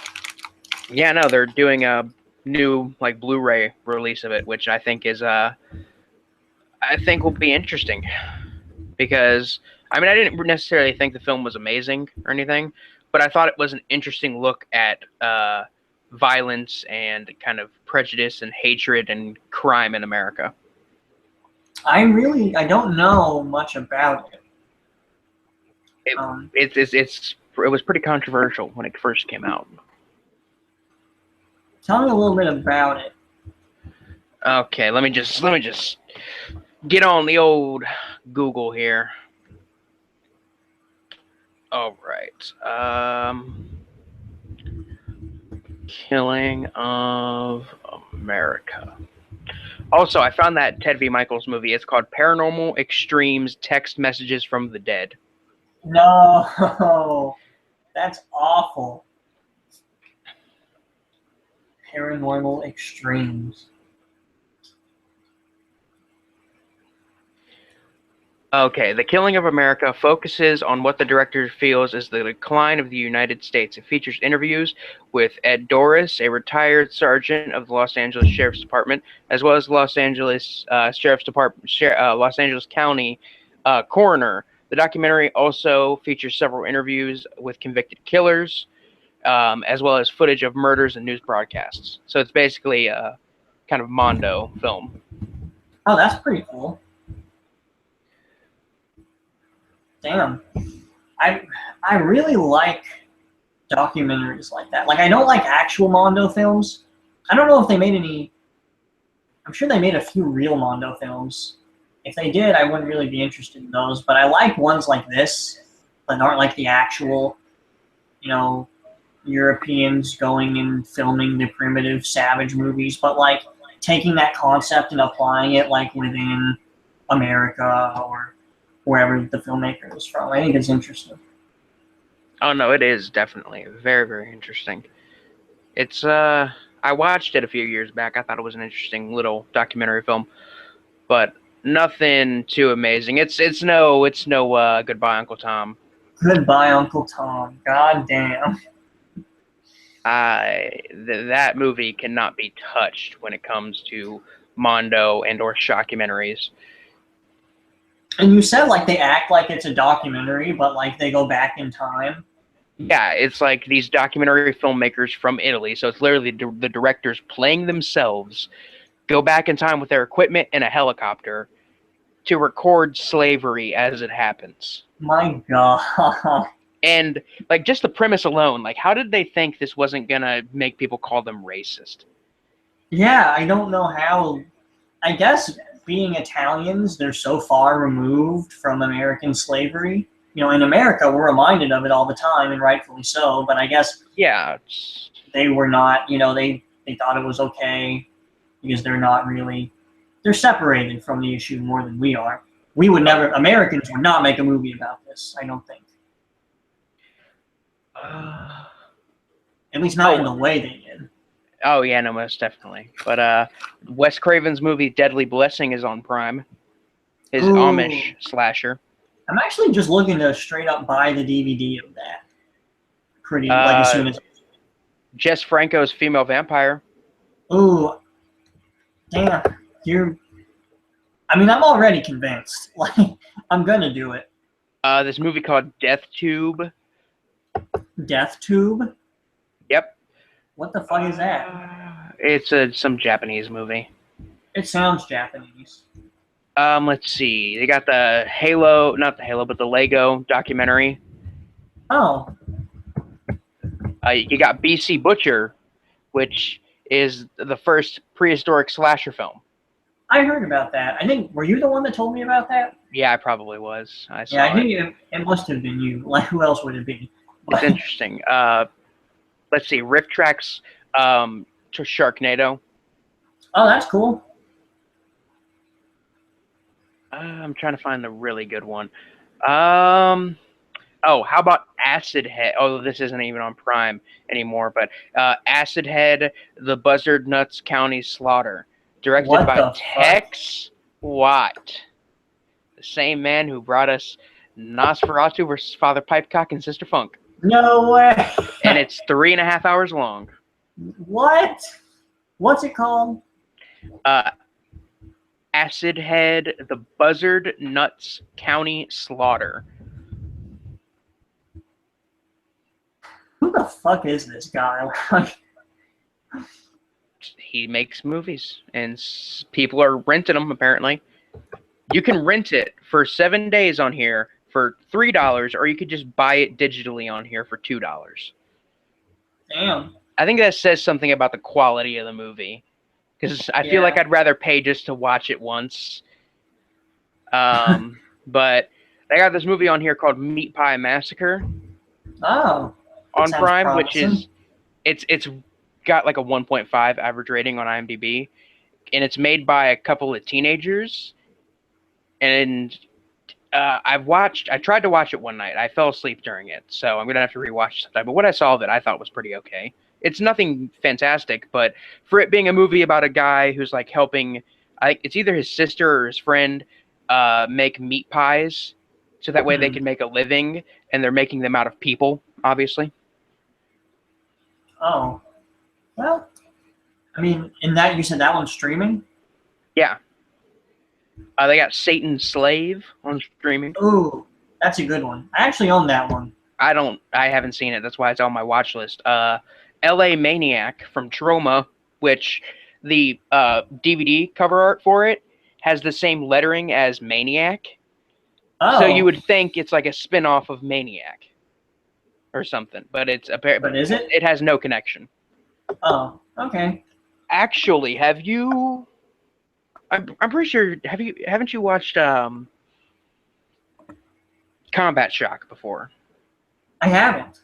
Oh, it's it's on the Troma YouTube channel, the Troma Movies YouTube channel that I told you about. It's on there, but the DVD of it that is out, the special edition DVD, it comes with the short film Maniac 2: Mr. Robbie, which was supposed to be the sequel to Maniac. But Joe Spinell died before they could finish it, so now it just exists as a short film. But it's one of the special features on the DVD. Oh, that's cool. And the movie itself of Combat Shock comes with audio commentary from Jorg Butgereit, who directed the Necromantic movies. He has no connection to the movie whatsoever. He just wanted to do an audio commentary. That's fucking... All right. I mean, why not, right? But but totally see that one, because I've said it before on my channel. The director of Henry Portrait of a Serial Killer said it's so depressing it makes you want to kill yourself. God damn. So I went on Amazon and I looked up Acid Head, the Buzzard Nuts County Slaughter, and quite a few people rated it, and literally every single one of the ratings is 1 star. I think that says something. Yeah. Poor Tony Tex Watt. Tony Watt. He also goes by Tex Watt. You can't seem to break into the mainstream or even like the underground. Yeah. Nobody has heard of his movies. Or likes them, apparently. Apparently, from what I've actually heard, the small amount of people who have actually seen them, there's actually, just like with the August Underground movies, there's somehow a small cult following for them. Really? Yeah, that's what I've heard. And he even has official merchandise for the shirts What? of Nosferatu versus Father Pipecock and Sister Funk. And I'm so tempted. They're on Redbubble, which is the same thing I use for my shirts and stuff. But I'm so tempted to buy a shirt just to have it and wear it in public and see how many weird looks I get. But at the same time, I don't want to draw attention to myself like that. Mm-mm. And like, on the off chance that you run into someone who has seen the movie, they're also probably going to think that your taste is kind of shit. Yeah, especially if I'm willing to buy the shirt and wear it. Yeah, like pay that much money for a Father Pipecock and fucking Sister Funk shirt. Nah. But all right. I wish you would watch his other movies so you can get a good Frankenhemp comparison going. I'll watch some of his movies one day. I need like a few years to just cleanse the palate after Father Pipecock and Sister Funk. Didn't you say a lot of it was like just reused footage from Nosferatu? Yeah, and then everything that they shot themselves was just shot in their apartment. And the director who plays Father Pipecock is in blackface, and it's kind of terrible. No. I didn't mention it in my review because I didn't want to be that guy to call him out on it. God, especially since he sent you a screener copy. Yeah. But I'm completely okay with it now. Enough time has passed. Yeah, no, enough time has passed. I don't think he follows my channel. I don't think he watches my streams. Fucking blackface. And Like, I mean, to quote Always Sunny, blackface can be. No, I can't even. I can't even quote that episode of It's Always Sunny. Seriously. yeah, I don't think I like Always Sunny, but that episode gave me a problem because I'm just of the school of thought where blackface, no matter what, is not okay. No, it isn't. In post 2000 or even like ever, but especially not now. Like, just don't do it. Is sort of how I feel about blackface. Like, you know, if it ever for some reason crosses your mind, should I do blackface? Just don't. Just don't. Like, just don't do blackface. Like, it's like, not even if you're not. edgy. No, and even if you're not trying to offend anybody, and you're just doing it because you want to cosplay a character or something like that, just don't. You're gonna get your ass kicked. Like, right, legitimately, that's what's gonna happen. Don't cosplay as blackface. Like, even if your intentions aren't bad, just stay away. I'd say just like do what white people always do and just make everybody white. Oh my, exactly. I could not have said it better myself. Like, goddamn. Like, I kind of want to see one of Tex Watt's movies out of morbid curiosity. Oh. But even Father Pipecock, it's like pretty long, right? It's the thing is it has a runtime of like I think about 2.5 hours. Thing is, the last like hour and a half, it ends at like the hour and 40-minute mark, and the rest of it is the credits and just trailers for his other movies after the credits. Yeah. I remember that. That shit's fucking hilarious. Like, that is actually pretty funny. But, well, I mean, I still have it on my hard drive because he sent me a digital copy I could actually download. But I'll open it up and check real quick. Oh, damn. Because I still got it on here. Let's see. Nosferatu versus Father Pipecock, Sister Funk, 2014, standard definition. Okay, it's 2 hours and 13 minutes, but still. I mean, that's pretty long. I wonder what it is with, like, a lot of these real amateur filmmakers making 2+ hour movies, like fucking. I mean, that Buzzard Nuts movie is 3 hours. God, I wonder. And you gotta wonder now how much of that is trailers. Yeah, now that I know he does that, but still. Like, but Beelzebub, he doesn't even do that. From what I've seen, I've only seen 2 of his movies. I've only seen Dick Shark, and honestly, I'm still interested in seeing. I mean, obviously, Ant Farm Dick Hole and Jesus Christ Serial Rapist, and what's the other one? I know he made another one that I wanted to see, Holocaust Cannibal, which is a Nazi cannibal movie, I guess. Yeah.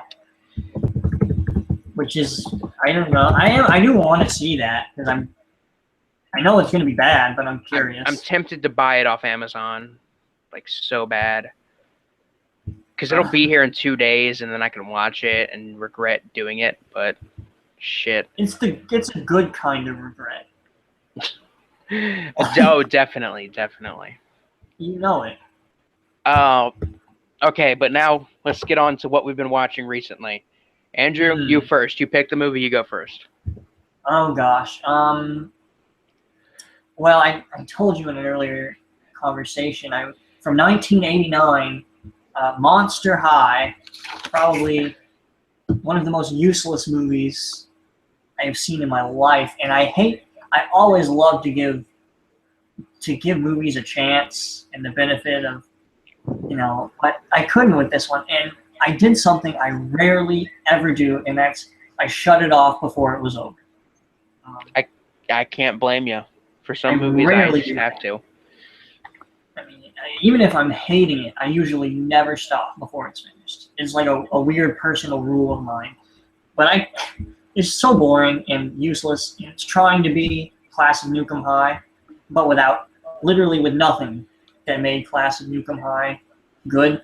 So if anyone is curious about it, which I doubt in the first place, give it a pass. It's really not worth it. But other than that, I recently got from Bleeding Skull. They did a release of um, Blonde Death. Nice, really cool shot on video horror movie that I enjoyed. I'm always watching the shot on video stuff and loving it. Other than that, not too much. I got season 1 of Miami Vice on DVD, so. Hey, Miami Vice. It's been a while since I watched that. It's good shit. What about you? Oh, I have quite a few movies to talk about. Good. I got Howl from last year, which is directed by the same guy who I think he directed. Let me just check real quick here. It was either The Seasoning House or The Descent or something like that. Let me just check. Director. No, he directed The Seasoning House. The Seasoning House from like 2013, which was this really like good, like kind of disturbing movie about this deaf girl who is like at this basically like prisoner of war like brothel where women are forcibly prostituted to soldiers.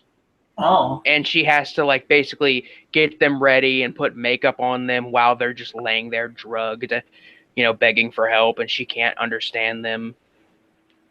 Which is it was a pretty good movie. And this is his werewolf movie, and I was kind of interested. I'm like, okay, I've seen him do like a disturbing movie about like forced prostitution and all this other fucked up shit. Let's see what he gives us with a werewolf movie. Yeah. Howl was very uninteresting, actually. Oh. The characters, it's a bunch of people like trapped in a train that's kind of been derailed. Not really derailed, but it's like stuck on the tracks. And in the middle of this forest, and there's werewolves out there. And they get in, they bite a couple people start changing. And I mean, there are legit gore effects in here. The effects on the werewolves are not too great CG-wise, but they're still passable. And the design of the werewolves is pretty cool because they don't just get hair all over and turn into like humanoid wolves. They're like humanoid wolves, but they're hairless. Oh, that's and they look really like gross and disgusting, like a newborn like wolf or newborn rat or something like that. That's actually pretty cool. But my main problem with it is that they try to make these characters like likable, and they try to make things interesting, but I could not get into it at all. And the only character that was likable was the main character, who is the conductor on the train. And he's the only likable character, and I can't even remember his name or anything about him. I just remember he was kind of likable, and then he gets killed and eaten by werewolves. Yeah. Kill the one likable character. Let's see. I watched Flesh Eater, that Bill Hinsman movie. That was great. That one was legitimately just absolutely amazing. It's literally the same, at least structure-wise, with the zombie attack happening in one night, and then in the morning, people are like hiding out, and there's people out there like who are just like hunters, and they're just killing random zombies that are just wandering around. It ends like that, but other than that, it's ultra, like, I mean, when I say ultra gory, I mean it's pretty damn gory. I didn't expect it to be as gory as it was, but there is a damn like a lot of gore in the movie. Where does it fall on the meter? In the meter, like a 6.5, maybe. Wow. Maybe a solid 6. It is pretty gory. But it's fun and cheesy. It's got tits and gore effects that are actually pretty decent. I think the blood looked a little bit like red paint or something like that. That might I might just be forgetting exactly what it was, but It was pretty good. And I heard that Bill Hinsman, before his death, he was also a really cool guy about it, and he wasn't even ashamed that he made a movie that is considered to be pretty bad. I mean, this movie is considered to be pretty terrible, honestly, by a lot of people. And he didn't even care. He was just so cool with being the first Romero zombie and everything. And he That's would like, fucking cool. yeah, no, he would apparently like. There's apparently on the DVD. There's a special feature, and it's a trailer. It's not a trailer, but a commercial he did for a pizza place where he was dressed up as a zombie and he Oh, had the that's makeup cool. on and everything. I didn't watch it, but I read that on the back. It says It says Bill Hinsman zombie pizza trailer, zombie pizza like commercial, and I thought that was kind of cool. Yeah. I watched The Curse 4, Nice. which is better known in the U.S. as Catacombs, Which I have not seen. and it came out before Curse 2 was even a thing. Which is like, why? Why did they call it Curse 4? It's so weird too, but it is officially like been kind of accepted as part of the series. Okay. And For whatever reason. it's directed by the same guy who gave us Tourist Trap and Crawl Ooh. Space and the original Puppet Master. He directed the original Puppet Master as well. He's given us some good stuff. So this one was pretty good? I would say it was pretty solid. I'd give it like a solid 6.5, maybe. It's Okay. nothing too amazing, but there's a scene where this guy's like praying and he has a Snickers bar and he's like just like he cuts it into pieces, and while like praying and reading the Bible, he's like eating pieces occasionally. And then there's a statue of Jesus on the cross behind him, and Jesus gets off the cross and like walks up behind him, and he's like, "My Lord," and then Jesus just stabs him with one of the nails that was in his hand. That's fucking cool. It has some pretty cool moments, and the main villain, who's like this demon, is kind of cool. It's kind of an interesting like character, but it's nothing too great. But it's on a 4-pack from Scream Factory with a couple other movies, with Cellar Dweller, to be more specific. The Cellar Dweller one, which I love. Cellar Dweller. It has Jeffrey Combs in it. Oh. And it's about it isn't one I watched recently, but it's about a comic book artist who loves like 50s EC horror comics, and she starts to draw based on her favorite artist, which the house she's now in with a bunch of other artists used to be his house, and it was where the monster within his comics came alive and killed him. Huh. And basically, every time she writes a comic, the monster will come alive and kill people. God damn. Any plans to watch the third one? Yeah, no, definitely. I definitely plan to watch the third Curse movie. I want to see all of them too. I just haven't gotten around to it yet.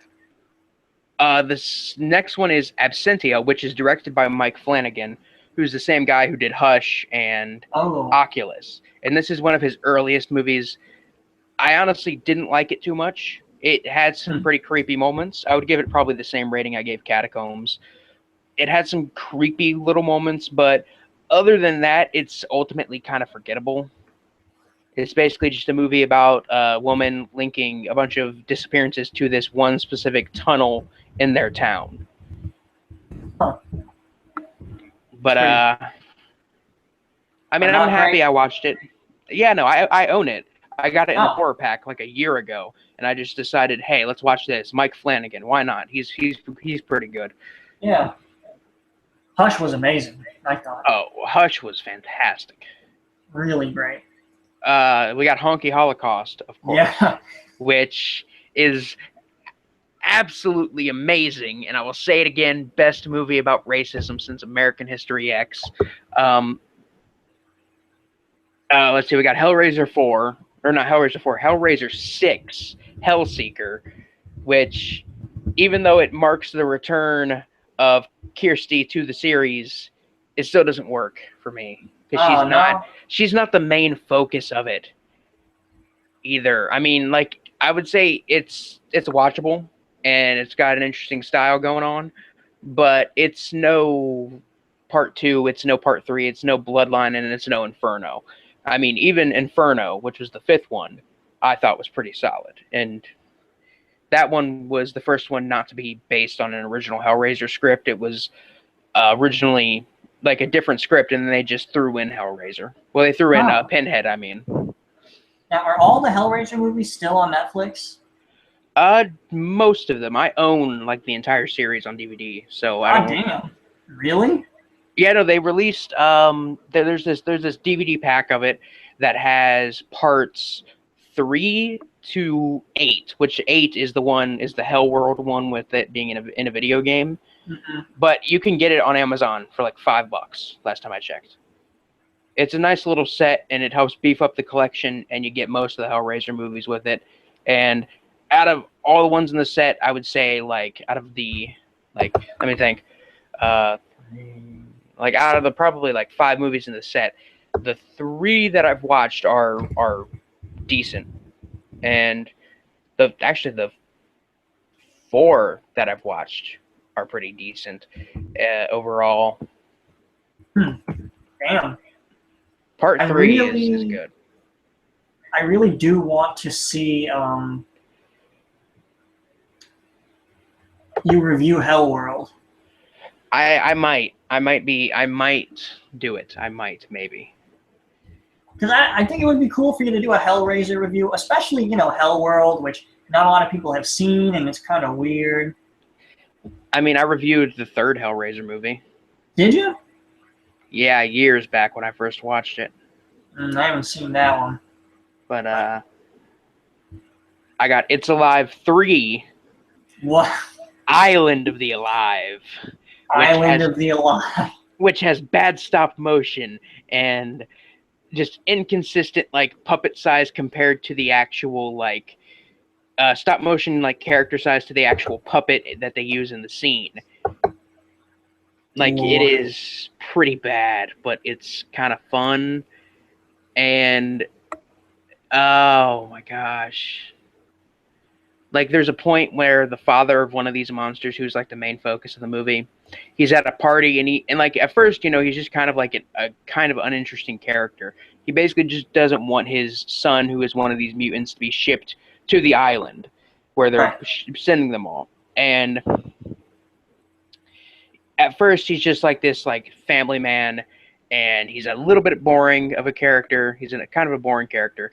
And then once you reach like the 20-minute mark, there's a scene where he's at a party and he drinks a little bit, and then someone's asking like for his autograph or for his name, or something like that. And he writes Father of the Monster, and he'll say that like his son's favorite show to watch was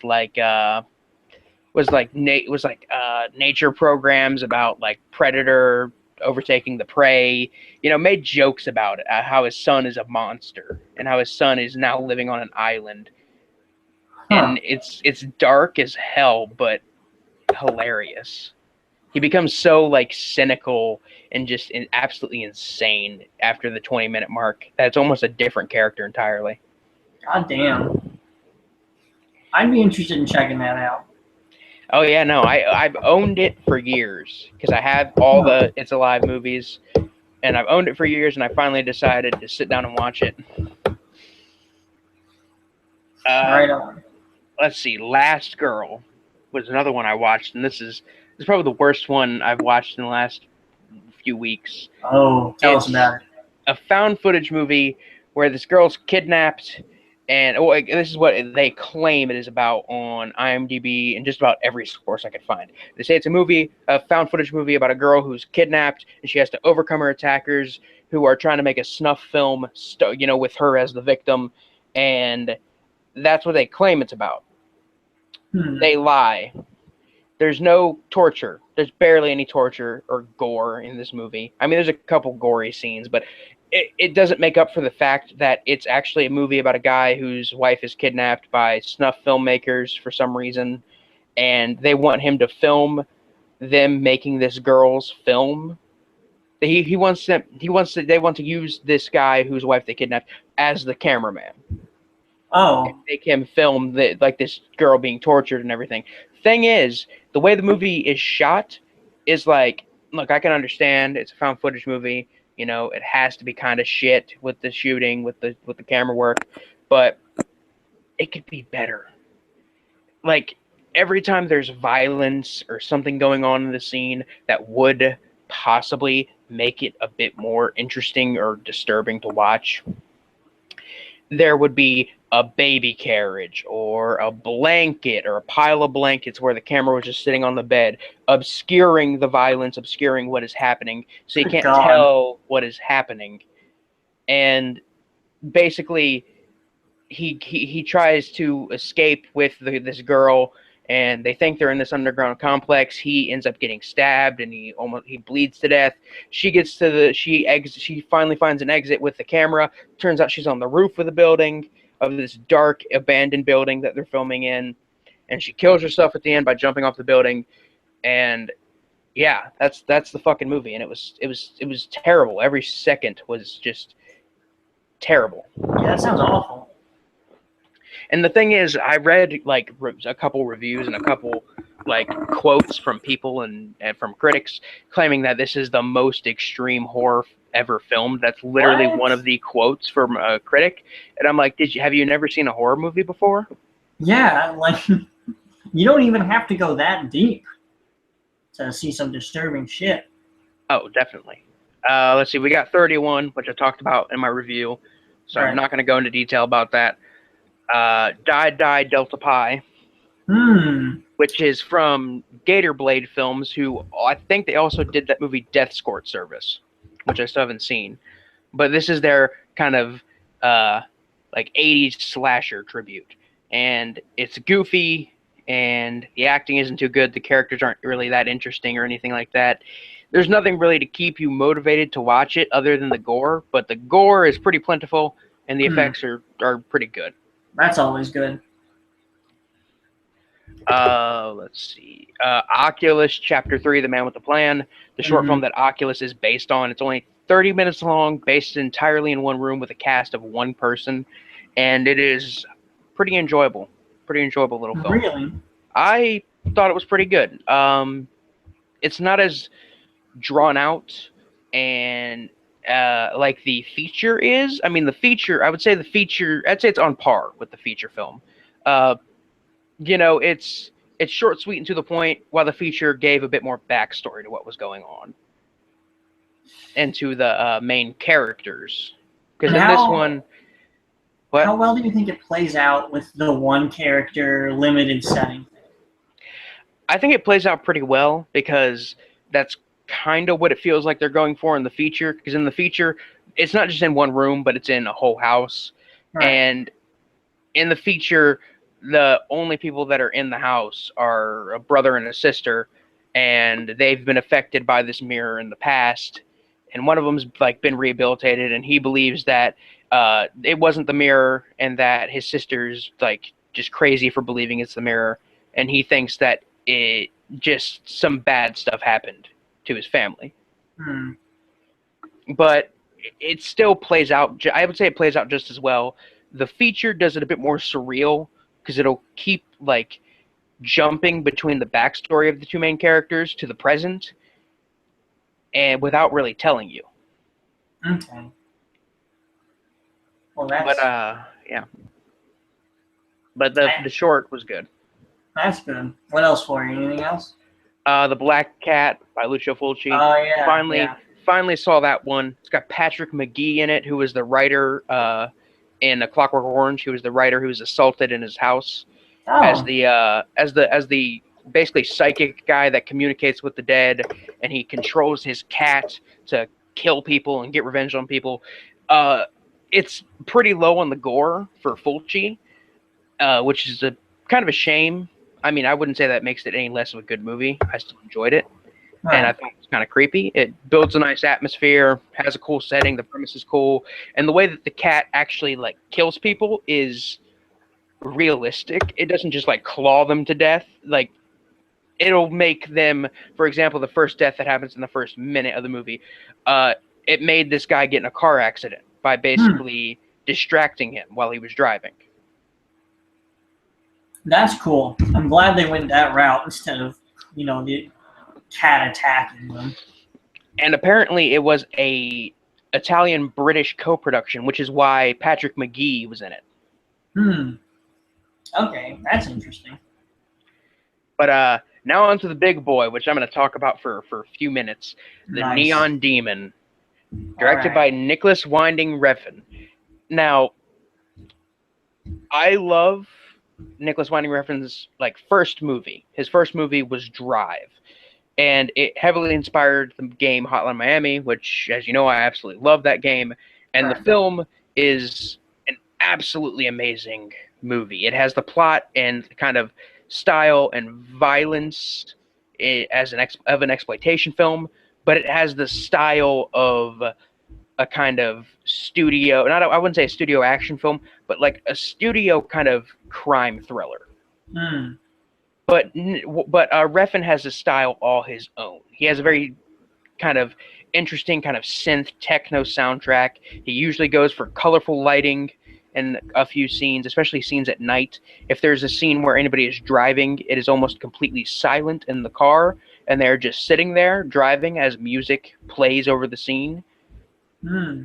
And for this movie, I mean, I went through the reviews on IMDb, and there are so many people I see giving this a 1 out of 10 and saying it has What? no saying just because it has style doesn't mean it's good, saying it has no real substance, and I'm here to call bullshit on that because this movie, I mean, I'm not going to sit here and say it's the deepest movie ever, but there was some substance, there was a decent amount of substance to the film, as well as the style, which the style was amazing. It was surreal. The music was creepy. Even in scenes where it wasn't trying to look beautiful or be creepy, the music and the camera work and the colorful lighting made every single scene unnerving, just slightly unnerving. Even the most innocent of scenes, just somebody sitting in a diner, was unnerving. It's it's an amazing movie. Like literally the second best horror film I've seen this year, behind The Witch. Damn. The lighting is, like I said, colorful. It's stylized. It feels. It has a very Argento kind of feel to it. Ah. And there are lots of moments in like dark rooms that almost seem like they're just like nothingness, that are just like interesting surreal moments. And the end, and it doesn't really feel like a horror film up until the ending. It's a lot of build up to the ending, Right. basically. And I mean, I gave this movie a 10 out of 10, 100 out of 100. This movie was like perfect in my opinion. There are moments in the movie where the main character will be sitting in a room trying to audition for like a modeling job, and all the models around her will be sitting completely still, almost like mannequins. They almost look like mannequins. Damn.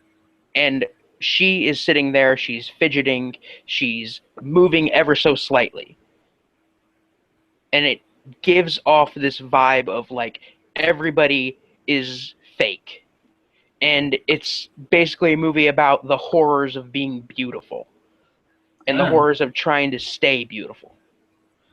Now, I mean, I can't really relate to that, but I can understand some of it. Right. And I thought it was absolutely fantastic. It sounds like substance to me. Like, it sounds like a pretty good allegory, honestly.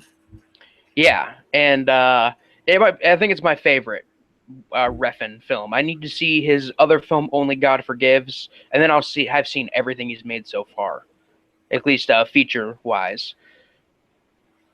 But Damn. yeah, that was the big one for today. Like I watched that and I flipped my shit. I'm sitting in my living room, I'm watching this, I'm seeing all these colors, I'm getting nervous, I'm getting chills, I'm just sitting there by myself. Like, ugh.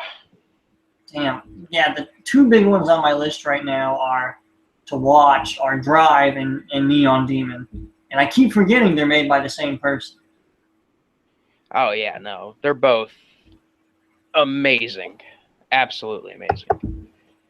Fucking, and it's cool that you did a little review of it here on the podcast, so you really fleshed it out, which is great to hear. Yeah, and if you're interested, I do have a Tumblr where I do post the movies I watch daily because I'm doing a horror movie a day marathon. So I'll post a little review of them on there, a little written review. So I do have like things written about everything, about just about most of the movies I just listed are on there. I mentioned, but yeah, no, I do have a Tumblr where I post stuff like that, but I don't think anybody really pays attention to it.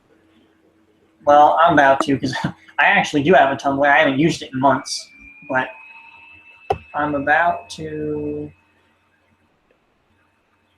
Shit! Wow, this is weird. Apparently, I already follow you. Oh, shit. Yeah, I mean, I do have the links in the description for my Tumblr and everything.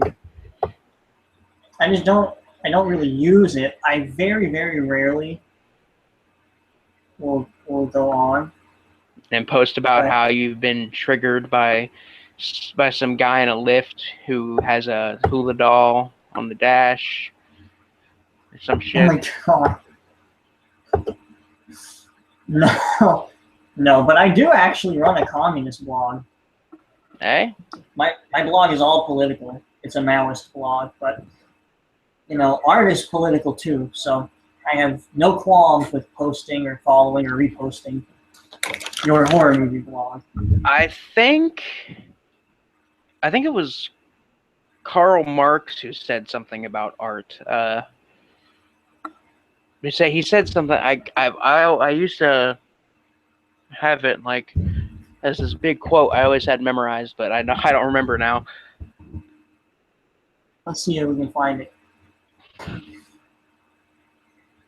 No, there is like a lot of writing about. But I'm actually not a Marxist. Yeah, I know you're a Maoist. Yeah, which is quite. I mean, it's similar, but also quite different. But this is not what this is about. But I actually did miss a few movies that I had watched when I went over my. None of them were fantastic, but I did watch Jess Franco's cannibal movie that he made to try and cash in on the cannibal craze. White Cannibal Queen. Oh, I've heard about that one. Which is, I mean, it's awful, poorly made. I really enjoyed it. I'd give it probably a 7 out of 10.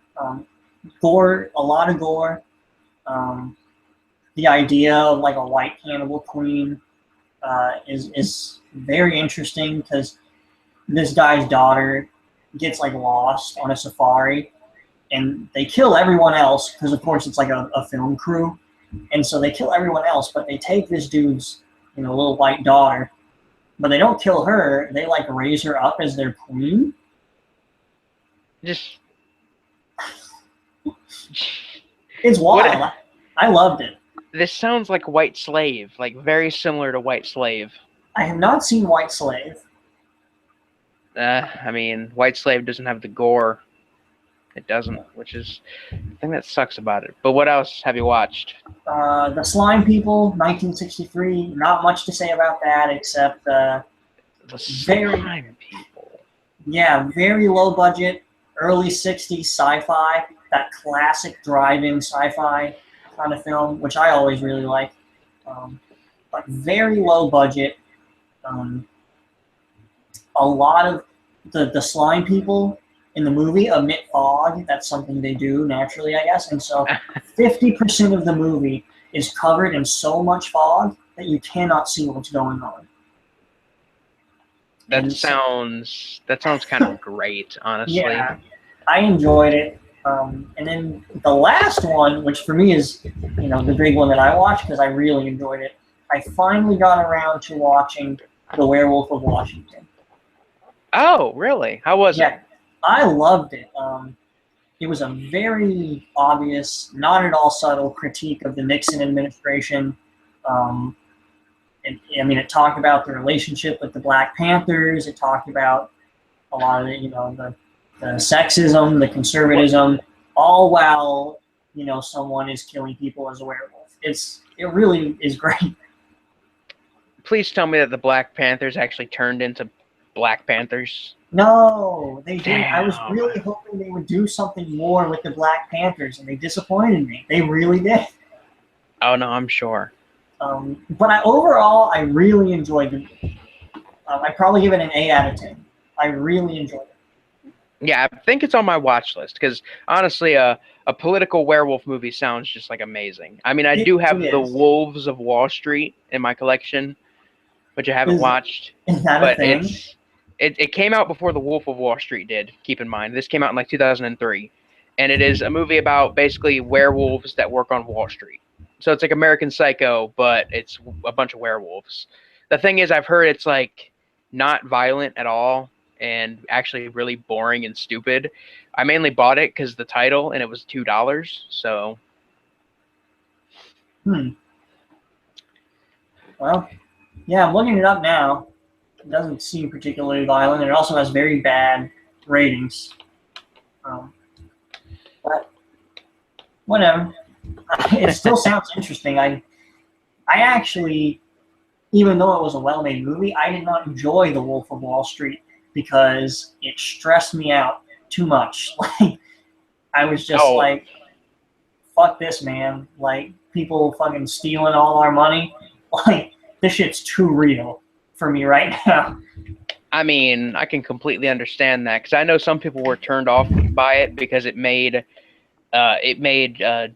the actual guy out to be like this, just like it kind of it made him out to be like a it made him and what he did out to be like not as bad, but he stole a lot of money from a lot of people. Yeah, a fucking devil is what it is. All of them. But damn, was that movie great? No, Oh, I it want to see was the great. I want to see the 4 hour long version. Apparently, there's a 4 hour long cut that exists. Why? I don't think my heart could take 4 hours of that.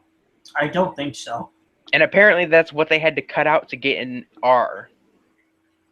What? That's even more insane. But now to the topic that is mentioned in the title of this stream, why I'm no longer shopping at FYE. Yes, let's do it. All right. So I Tell went it to them. to Louder Than Life in Louisville, Kentucky, like last weekend. It was great. Saw a lot of good bands. I saw Anthrax. They were pretty good. I saw Slayer. They played Angel of Death, which I was really happy about. That's my favorite Slayer song. Which they played that last, which I felt like is a good song to go out on. Yeah. But so the first day I find out that Ghost, one of my favorite bands currently, is going to be signing on Sunday. And I'm like happy as hell. I buy a vinyl and I'm ready to have it signed. I'll bring it back tomorrow. And I'm just waiting this whole day for Ghost to start. And I realized that for me to get their autographs, I would have to leave at the right when their performance started. They came out, they played 3 songs, and by the end of the third one, I was like, okay, I've gotta go get in line. I get in line. I'm one of the first 5 people in line. Keep in mind the venue that this is at is about a mile and a half, like in length, and I don't want to. I mean, the width is pretty long too. I want to say like it's like a quarter of a mile because I feel like that's way that's exaggerating. But the line was long. There was at least 100 people in line, at least. Ghost were the last ones signing that night. I was one of the first 5 people in line, and I missed almost all of Ghost's performance.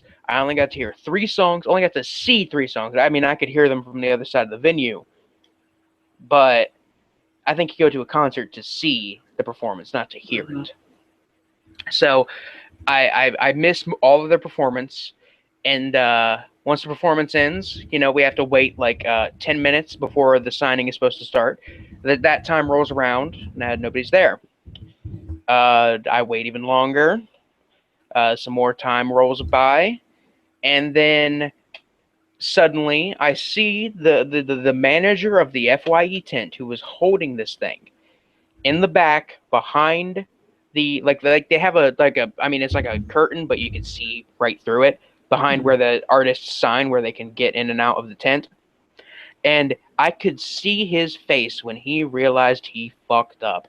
He comes out, he says, "Guys, I'm sorry. I completely forgot to call the band and confirm with them that they were signing tonight.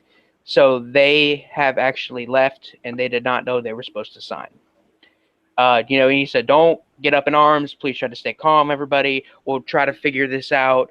This is, he even said, like, this is my fault. This isn't the band's fault. This is completely our fault." Okay, and by this time, Korn has already started. Korn plays, and they say, "Okay, we're gonna figure something out, how to fix this." Korn plays. I miss all of Korn. And then they're finally like, "Hey, how about we give refunds?" And I'm like, "Okay, cool." And then they say you have to give back the merchandise. And they also say, which is the ultimate nail in the coffin, it's going to take 2 hours for us to refund everybody's money. You know how much time was left in that show? It was just Korn and Slipknot to play. They play for about an hour each. You would miss the rest of the show if you stayed to get a refund. God damn. Like, they absolutely fucked me over and ruined my night. I could not enjoy.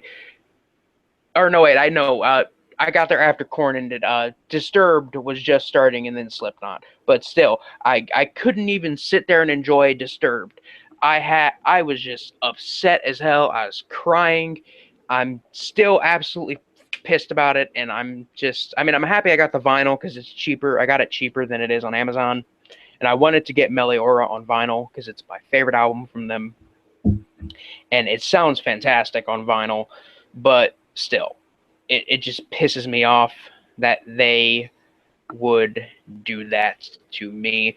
So from now on, I am no longer shopping at FYE, so there's no longer a reason for me to go to the mall anymore, basically. Huh. Yeah, and I think I have decided, solidarity, I will be abstaining as well, because that shit ain't right. I feel like everybody, if we can, it's perfectly fair that some people are like not able to, especially for food, but if we can, we should try not to support businesses that fuck people over. And, if this is a case where, I can afford not to shop at FYE. I only go there occasionally anyway when I make my way over to the mall. And But they're fuck 'em, overpriced man. anyway. They are. I only ever get their like real cheap used stuff when I go. No, and what's really messed up is like I would be complete. I mean, if it wouldn't have taken 2 hours, I would have been completely okay with getting a refund and being able to keep the vinyl. But the thing is, they wanted it back, so that just means they're gonna repackage it, sell it as used at their store, and they're still gonna make money. Mm-hmm. Fuck that.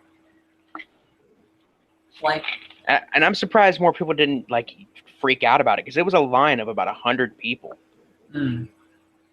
This is really fucked up. Like, not cool at all.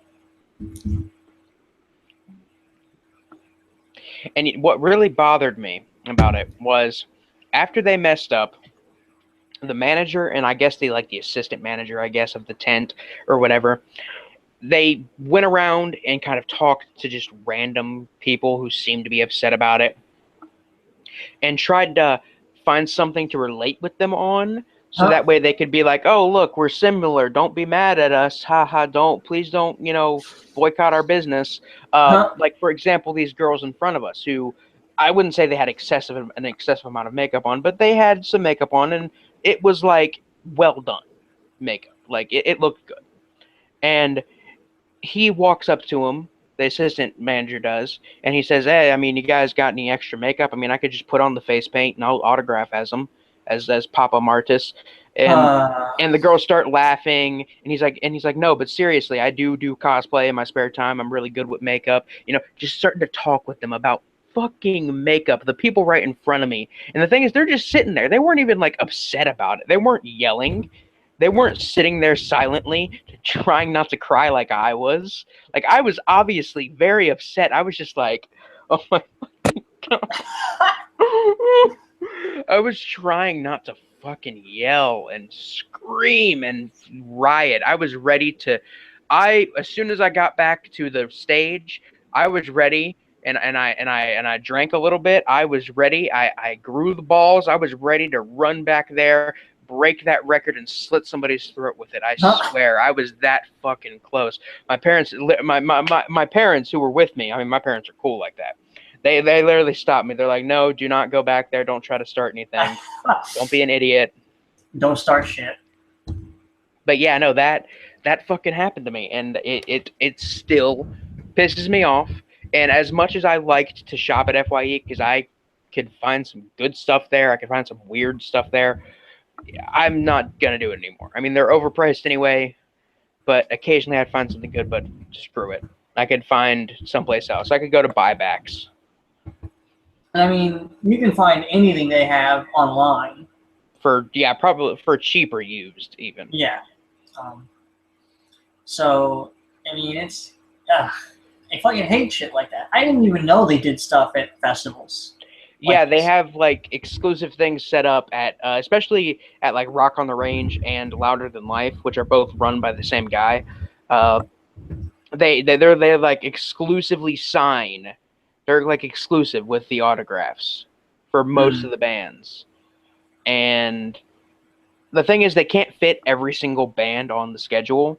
So some bands have to be called ahead of time and be like, okay, you guys are on the schedule. And some of them have to be called ahead of time to be like, you guys aren't on the schedule. You know?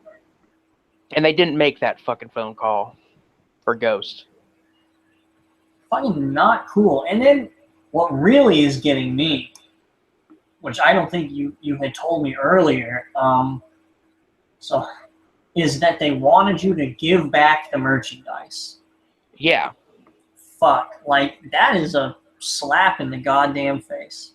And you know how many people I heard in the fucking line too? Even after the manager of the tent said it was completely their fault, do not, boycott the band because of it, there were so many people I heard saying, well, I'm no longer a Ghost fan. I no longer support them. Are you serious? And it pisses me off because, I mean, like I said, they're one of my favorite bands right now, and it was the fucking manager even said it was his fault.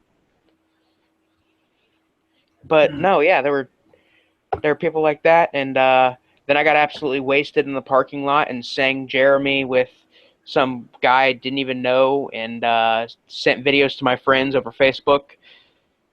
And yeah, I also nearly died. Wait, like for real? I got diabetes, and I have a continuous glucose monitor, which basically checks my sugar for me, even though I still have to check. But it was going off saying I was low, and I'd been drinking that night, so I did not feel low, nor did I hear the alarm going off. So if my parents wouldn't have heard it and made me get up and check my blood sugar, I could have probably slipped into a coma. Oh God! Which is a scary fucking thought. So I'm staying away from alcohol. Yeah, as a rule, I tend to stay away from alcohol. It's just too much shit with that, man.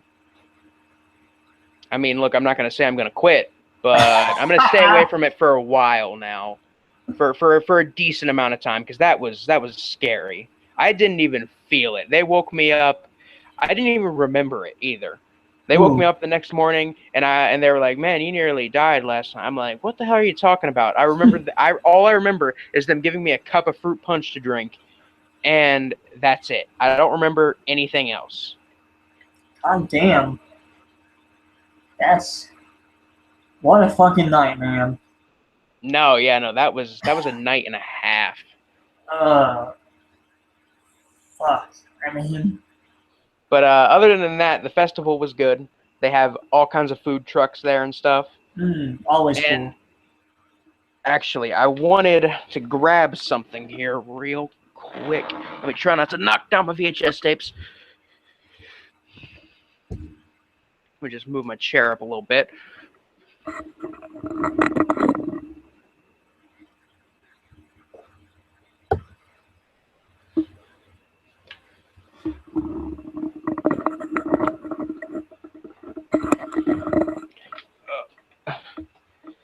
I gotta get around here to get this. because it's on my shelf up here. Okay, party. Nice. Oh.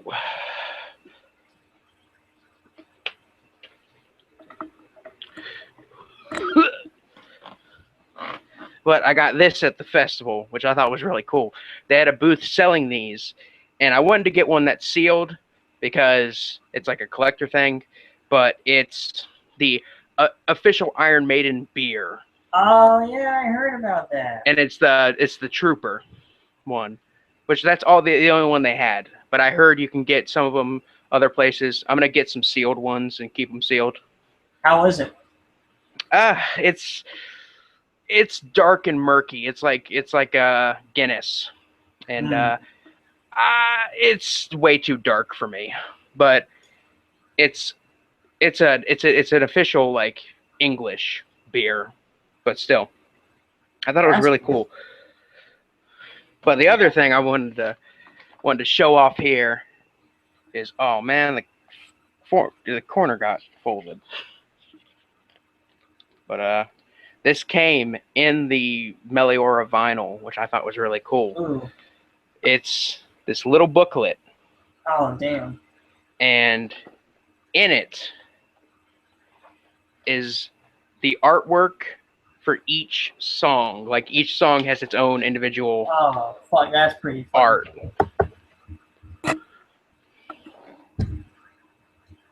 That's nice, man. That is a quality piece of work. Like, it is beautiful. God damn. And then in the very middle, but no,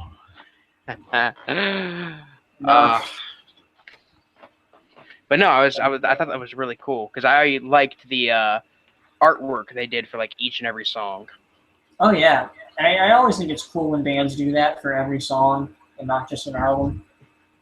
Yeah, like with Iron Maiden. Yeah, actually, they do it really well. They put a lot of work into the single artwork for a lot of their stuff. You know, I almost met the guy who actually created Eddie once. Really? He was at a Horror Hound convention. Whoa, that's fucking cool. Yeah, and at first he was just like listed under one of the artists you can meet, and I was like, okay, well, this is nothing special here. And then it says creator of like Iron Maiden's Eddie, and I'm like, what? This is the guy who created and continues to draw him to this day. God damn. So I didn't get to meet him, mainly because I was out of money before I could go up there, buy a print, and have it signed. But I saw him. I did get to see him. That's fucking cool. And I did get to see Fred Vogel once. Wait, really? You met Fred Vogel in person? I didn't meet him. It's another case of I saw the toe tag booth, and I saw him there. I didn't really say anything because at that time I hadn't seen any of the August Underground movies, so I didn't want to walk up there and be like, hey, you're Fred Vogel. I just knew who he was, and I knew what he looked like because I had seen stuff about the August Underground movies. And then you saw them and were not impressed. Oh no. Honestly, if I see him at a convention again, I'd still like to meet him, shake his hand. I'd buy a copy of August Underground or something like that, have him sign it for me. I mean, I've always heard that he is a cool guy. For him making such messed up stuff. I really want to watch his narrative films. I really do. Yeah, the Tower of Resin. I heard that one was good. I really want to watch his stuff. Oh, shit.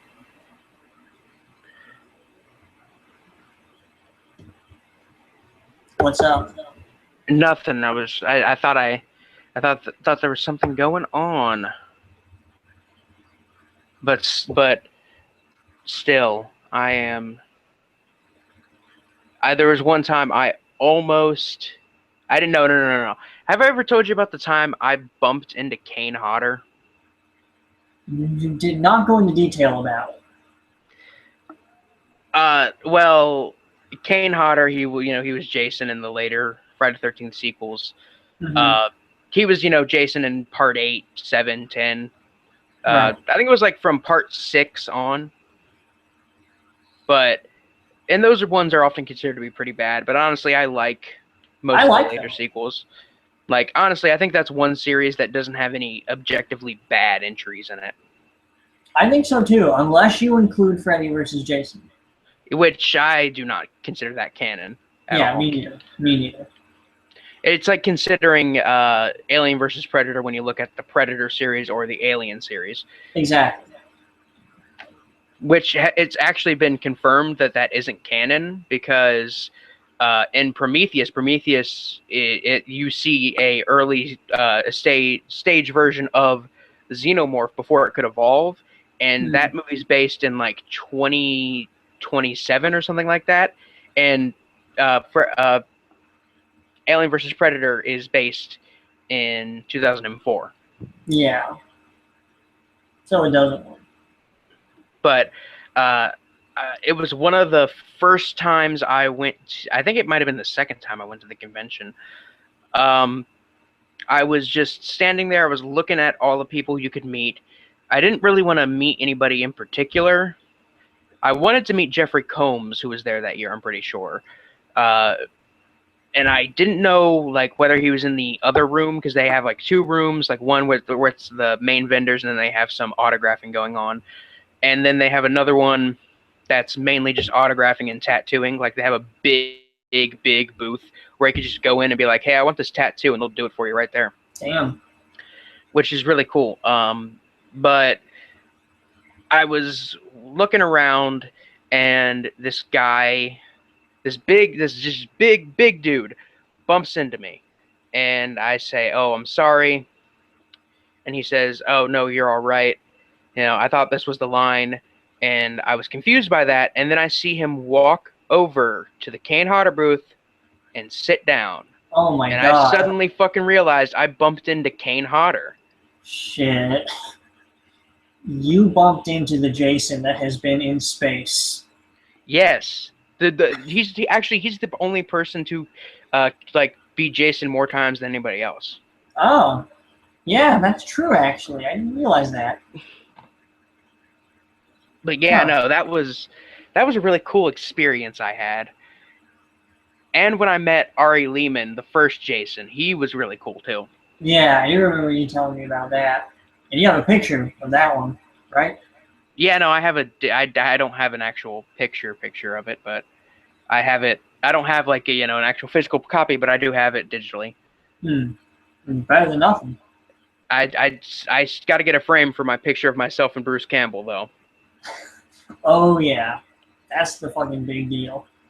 Oh man, I remember I went up to that booth. You could only say a few words to him because literally just you walk up, say hi, shake his hand, and then take a picture. But I walked up to him, shook his hand. I said, "I'm a really big fan. Love your movies." And he just said "groovy" in the way he does in Evil Dead 2, and I fucking lost it. I was like, man. "Oh!" And then he like put his arm on my shoulder and he's like, "Look cool." Oh my god. Oh, Bruce. Swooning. Him in that banana yellow suit. He's a fucking cool guy. I know. I want to read his book that he wrote.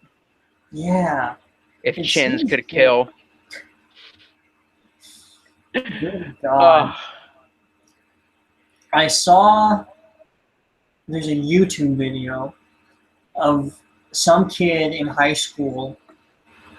It is extremely cringy. And he's doing a PowerPoint presentation in class, and someone is filming him. I think I know the what My you're Little talking Pony about.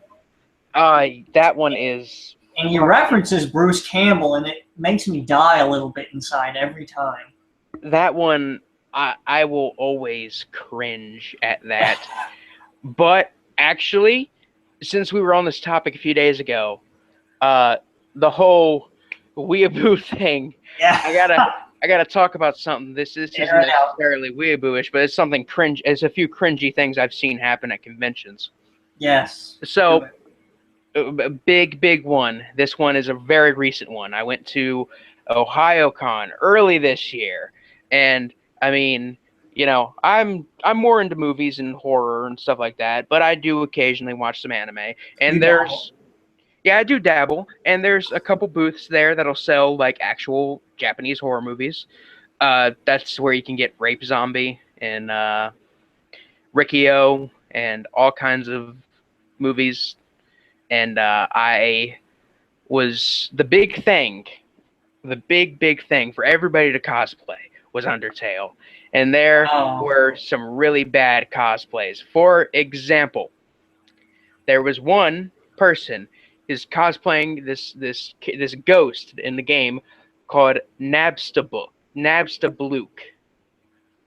And they literally just printed out a picture of the character's face, no. cut eye holes in it, and wore it around their face with a string. And then wore the quote from the character, "I'm sorry, I'm really not feeling up to it right now," on their shirt. Oh my And god. that was their excuse for cosplay. Same thing happened with another character who is a skeleton. That's just a skeleton in a blue hoodie, and they literally just wore a blue hoodie and then again printed out the face on a piece of paper and wore it with the hoodie on.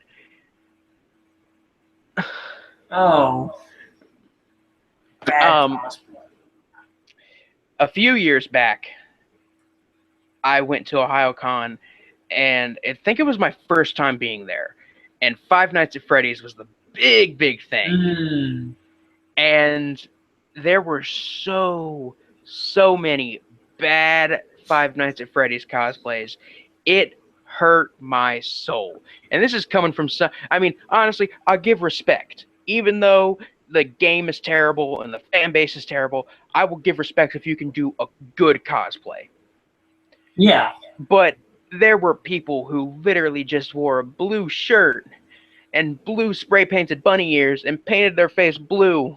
No. Or not, no, well, blue or purple, and they just said they were fucking characters from the game.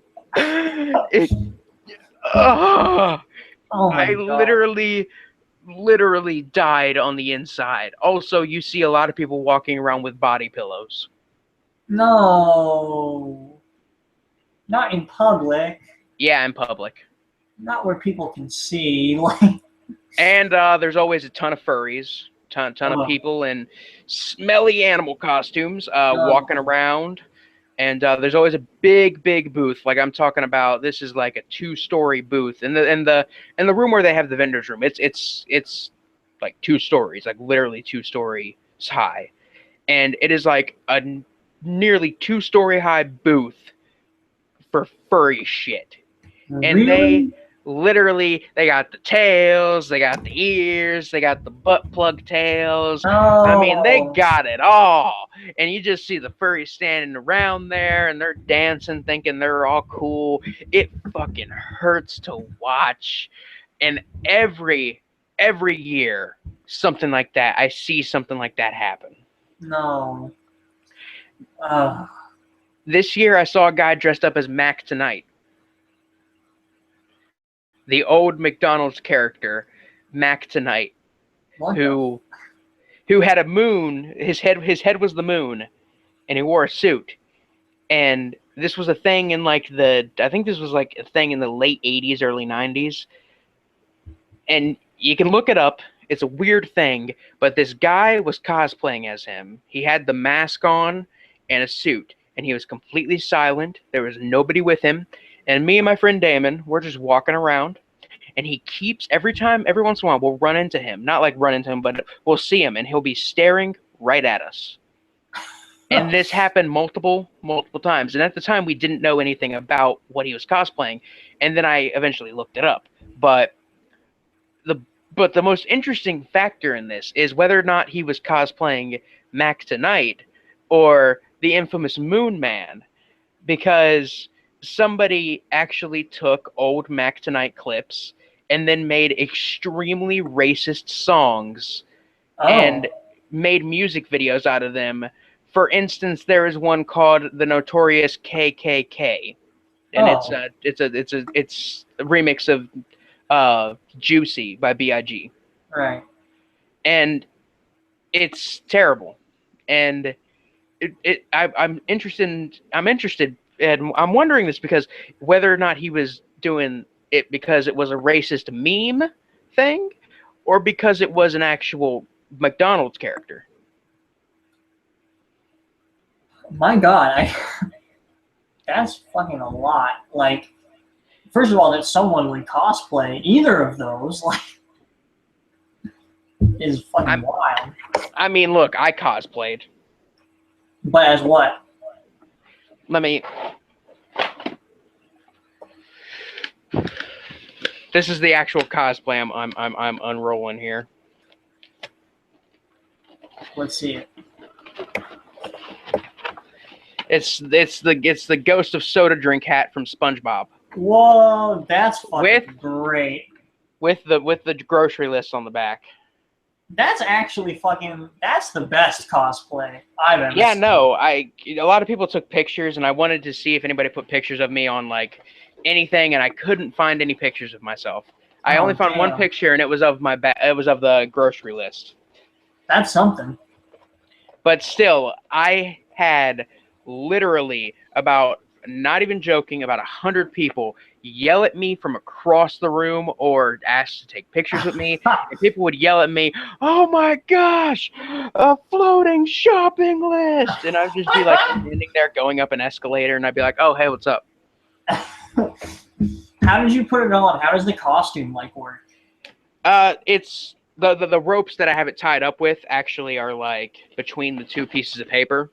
So you just got to wear it like a sandwich board. Okay, that's fucking great. And I made it like literally the night before the convention. I decided I wanted to do it, and I did it. And fun fact: the night I was making this cosplay, I watched both Phantasm, Lord of the Dead, and Phantasm Oblivion while making this cosplay. God damn! So you had all the right inspiration. Yeah, I just decided to watch the third one as I was making it, and then I was like, I want to watch the fourth one. That's actually the best cosplay I've ever seen. Oh, people kept telling me like it was the best. I'm like, guys, please stop. There are people here who literally made full functioning like robot suits, like Gundam suits. That I'm not that good, guys. Stop it. I made this in like 2 minutes. But it's clever. No, it really is. But the funny thing is, it's been done before. It's been done before at other conventions, but I always thought it would be a cool idea for cosplay. Yeah, definitely. But the thing is, it's not even the first time I ever cosplayed. Oh, yeah?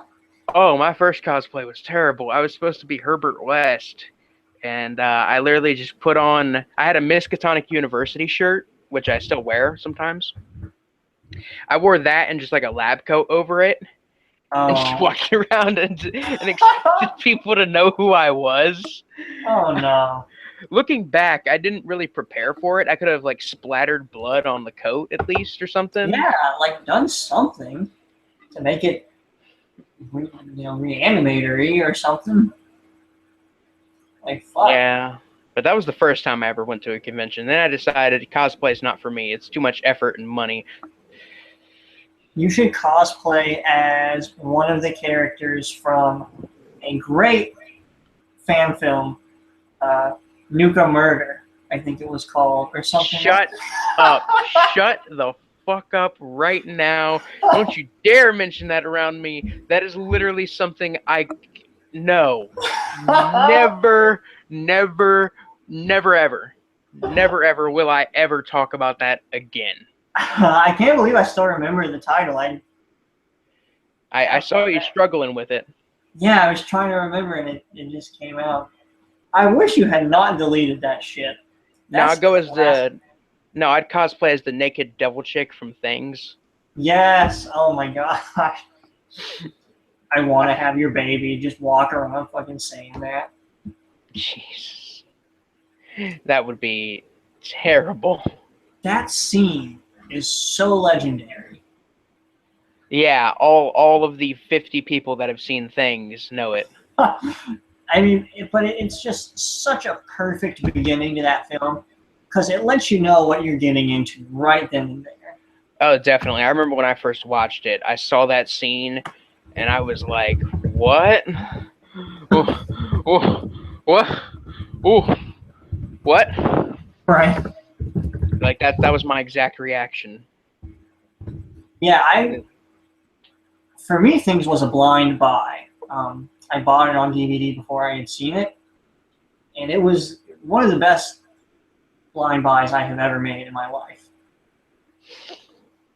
I remember I watched it online, and because I'd heard about it before, I'd seen clips, and I had heard about it as this like absolutely terrible movie. But the way that the clips were shown in this review that I saw of it, it made it look absolutely amazing, and it is. Yes. But it made it look like the best fucking movie ever, and again, it is.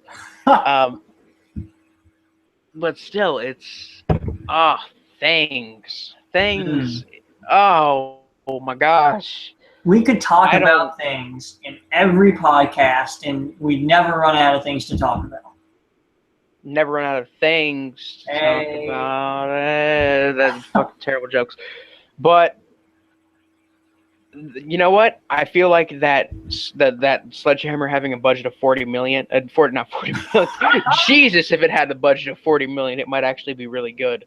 But Yeah. having a budget of 40,000, I feel like that's bullshit. Just like how Barry Gillis used to say in interviews that Things had a budget of like, I think they used to say it had a budget of like 300,000.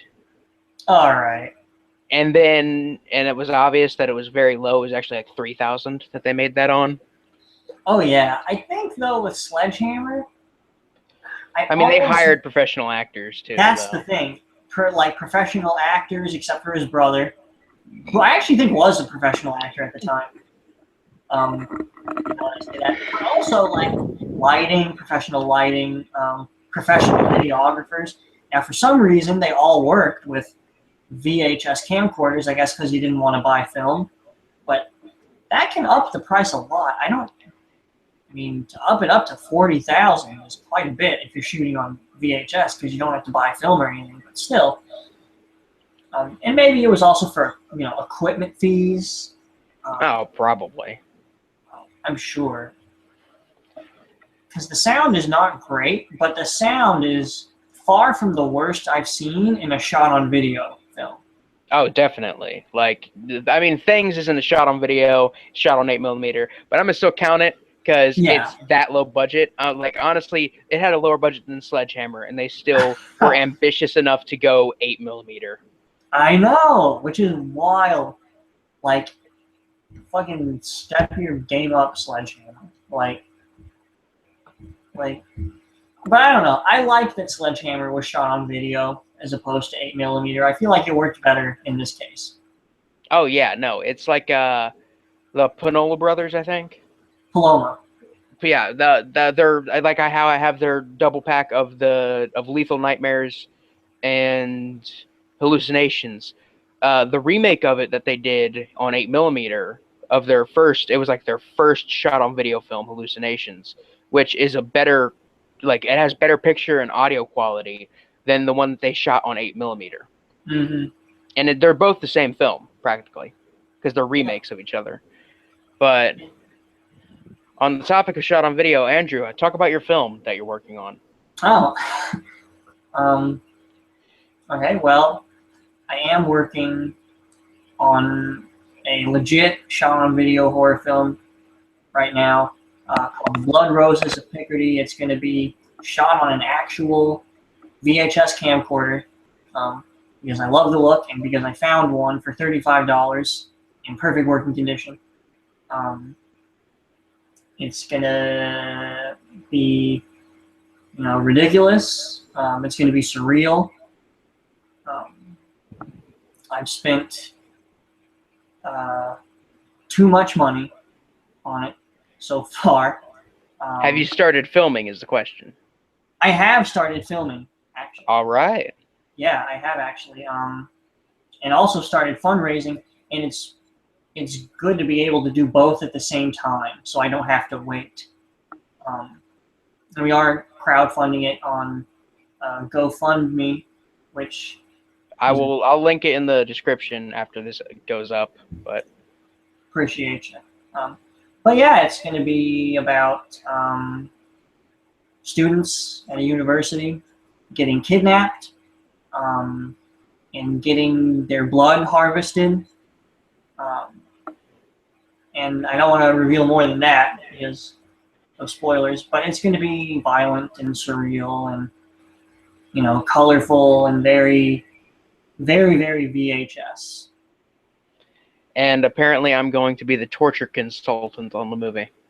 Yes, because I have consulted you and you gave me such good advice, I feel like you deserve a credit.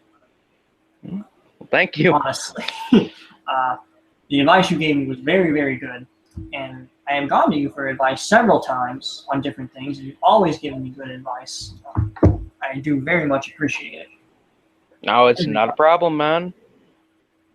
I mean, I always say I can't stress enough the importance of having, you know, a community in low-budget filmmaking, especially micro-budget filmmaking. It is so important because so often, you know, funding is not available to us. You have to raise it yourself.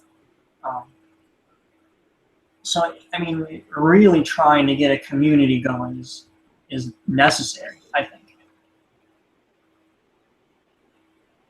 That is absolutely fantastic. You're doing better than I'm doing with my film currently. I have nothing. I literally have a script on my computer, and that's about it. I'm too lazy to actually fund anything. Well, if you set up a GoFundMe page, I'll donate, and I'll help spread the word. Yeah, but I don't have a cast or anything.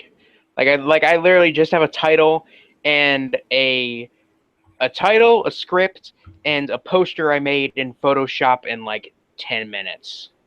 God damn. That's fucking great. For my surrealist one, I wanted to make that one while I was in high school because I feel like that one would work best when I'm in high school. I'm still planning on making the surrealist kind of anthology that I've told you about. Mm-hmm.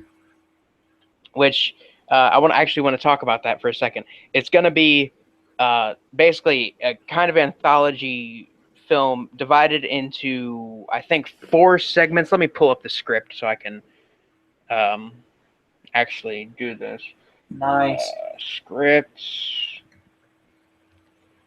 Untitled Surrealist. Okay. Okay, so it's going to be divided into, let me just, where is it? 3 parts. Nice. The first part being dawn, the second part being midday, and the third part, which is just going to be called final part, dusk. And it's gonna basically, I mean, what I have is literally like a 1-page script. Like, this is gonna be a short one, but I'm gonna try and flesh it out a bit more because some of the stuff I have, like I have stuff written like, oh, they just you know, walks. For example, dawn, 3 teens walks a bus stop in preparation for school. They're all talking, chatting about random things. All of this will be improvised, of course. Camera follows them as the credits roll. And that's like 2 lines, but I'm gonna flesh that out into a few minutes. Right. But it's just basically just gonna be about a bunch of teenagers getting ready for school, and they're on their way to the bus stop. And then a clown comes up and gives them all balloons, and then they pop, and like out of them come organs and like severed hands and stuff, and they just all hit the floor and splat with blood, and they all freak out and run away. And then how are you gonna do that? That's fucking cool. Well, obviously I need somebody to dress up as a clown for it, but you know, I planned on doing it actually like do a shot of the balloon itself, and then like have somebody off screen with like a BB gun or something just shoot it, and it pops, and then like it pops and just to where it pops, like real quick, and then I cut it, and then it will show on the floor, and then I'll show the ground, and then I'll just like have a bucket, like literally a bucket full of fake blood and just like severed hands and just random shit, and just pour it on the pavement. Nice. Or not really pour it, but just like kind of splat it on the pavement. Yeah, definitely. That's a good way to do that. Yeah, I try to work it like that. That's how I planned to do it. I originally wrote this during a study hall in high school. Damn. And it has not changed since. I still don't have a title for it, but Do you have a title for the overall anthology? well, no, I don't have a title. Well, I mean, each segment is divided. Like I say, I say when I say anthology, I mean it's basically just a film divided into parts. So it's not necessarily an anthology, I would say, but it's dawn, midday, and dusk. But I don't have a title for the film overall yet. I'm still trying to come up with something because I want to come up with something good. That I mean, nearly every title has been done for a movie or a book or whatever. I mean, it's the mediums have been around for so long. It's kind of hard not to write something and think you have an original title. So I'm trying to figure something out. I've been literally thinking about it for years, trying to figure out what exactly I was going to call it. Damn. Yeah, I'm really bad with titles myself. And names and anything like that. But that's cool. You really ought to get a cast together. Some people who are interested. I do know some people who are interested. Well, if you got that, man, start the funding. Yeah, but that's the thing. Like everybody works. Everybody's busy. Yeah. It's just like one of those things. Like, it's a problem with me being lazy and wanting to be a filmmaker. I feel you, but I mean, one of the things that motivated me was like just going out and just shooting, not even going out. I like in my house, I shot some random shots with the camcorder and then like played them back on my TV because like the camcorder does not play back with sound or in color, so I had to hook it up to my TV to get that. But it was great just to do that, and that actually motivated me to like get the ball rolling even further. Little things like that are good. Like, you have a camera, right? Actually, I don't. My camera. Really? Well, no, I do have a camera. I just don't have a memory card for it. I gotta get one. I feel that. But I mean, get a memory card and go out and shoot some stuff, and that will motivate you. There's somebody actually who has been putting messages in the chat. I haven't even noticed. Really? But I'm going to say something. Yeah, I saw the Nymphomaniac movies.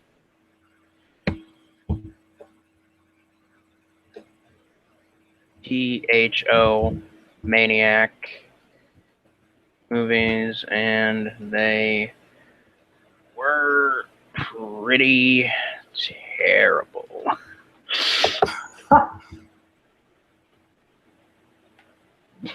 But yeah, no, apparently this guy's been putting in the chat for a while. Dude with the glasses, I believe you have seen one of your reviews before. Didn't you review the 4th part of the Vomit Gore trilogy by Lucifer Valentine? Didn't realize you were the one doing your stream. I'll call you Biscuit Boo from now on. If you thought the ending was bad, you should have seen the ending for Lars von Trier's Necromantic 2, which I know isn't a horror film, but just saying, what was I talking about with endings being bad? Sledgehammer? I don't think I was talking about Sledgehammer. Oh, I think it might have been one of the movies I was talking about earlier. Let me just scroll through here. I think it might have been when I was talking about Last Girl, maybe. From now on, I'll have to keep on the chat. I'll have to keep an eye on the chat. I see you typed in the chat. Yeah. I just did not know that people would even be. I didn't think. I didn't think. I mean, I know they had a chat, but I didn't think anybody would actually be in it. So. Yeah, normally they leave like a comment that's like, "This is stupid." Oh yeah, normally that's all I get. Yeah. It's good to have. I wonder if I can put up the actual. I don't think I could put the actual chat on here. I think I have to keep it open in another window, maybe. I don't know. Yeah, that's. I can only see it on like the video, but that's wild because normally we have like 5 downvotes and like a comment. No, we have that's like this 3 is awful. upvotes right now too, like 3-0. I mean, usually we got like 5 to maybe 1 by now. Yeah. I think we're getting better at this. Yeah, we've turned a corner. It seems we're more watchable. Yes. People are responding positively. It's fine either way because I was good even when they hated it. Like, I mean, honestly, I'd keep doing these even if people hate them. I like doing this. Yeah, this is fun. It Interesting. really is. I don't have a lot of people to talk to about intense or underground horror. I don't know, man. I definitely feel the same. Like, nobody in Ohio, especially in Columbus specifically, is into this kind of stuff. It's fucking wild. I mean, I keep going back to, when I watched Wood Chipper Massacre, this person literally fell asleep. Yeah, I mean, and that a lot of that really is shot on video with such an acquired taste. I mean, no, it really is. It's not even like, I mean, I feel like some people might say that's a pretentious thing to say almost, but honestly, shot on video really is an acquired taste. It's really hard to watch. Harmony Korine made a shot on video film. Really? Yeah, it's called Trash Humpers. It was completely shot and edited on VHS. I'm gonna look that shit up. Apparently, it's really bad though. I mean, I could kind of see that. I mean, Harmony Korine isn't always a hitter, but Gummo was a hit. Hell yeah. Yeah, I don't know if I've seen any of his movies. You haven't seen Gummo? I have not seen Gummo.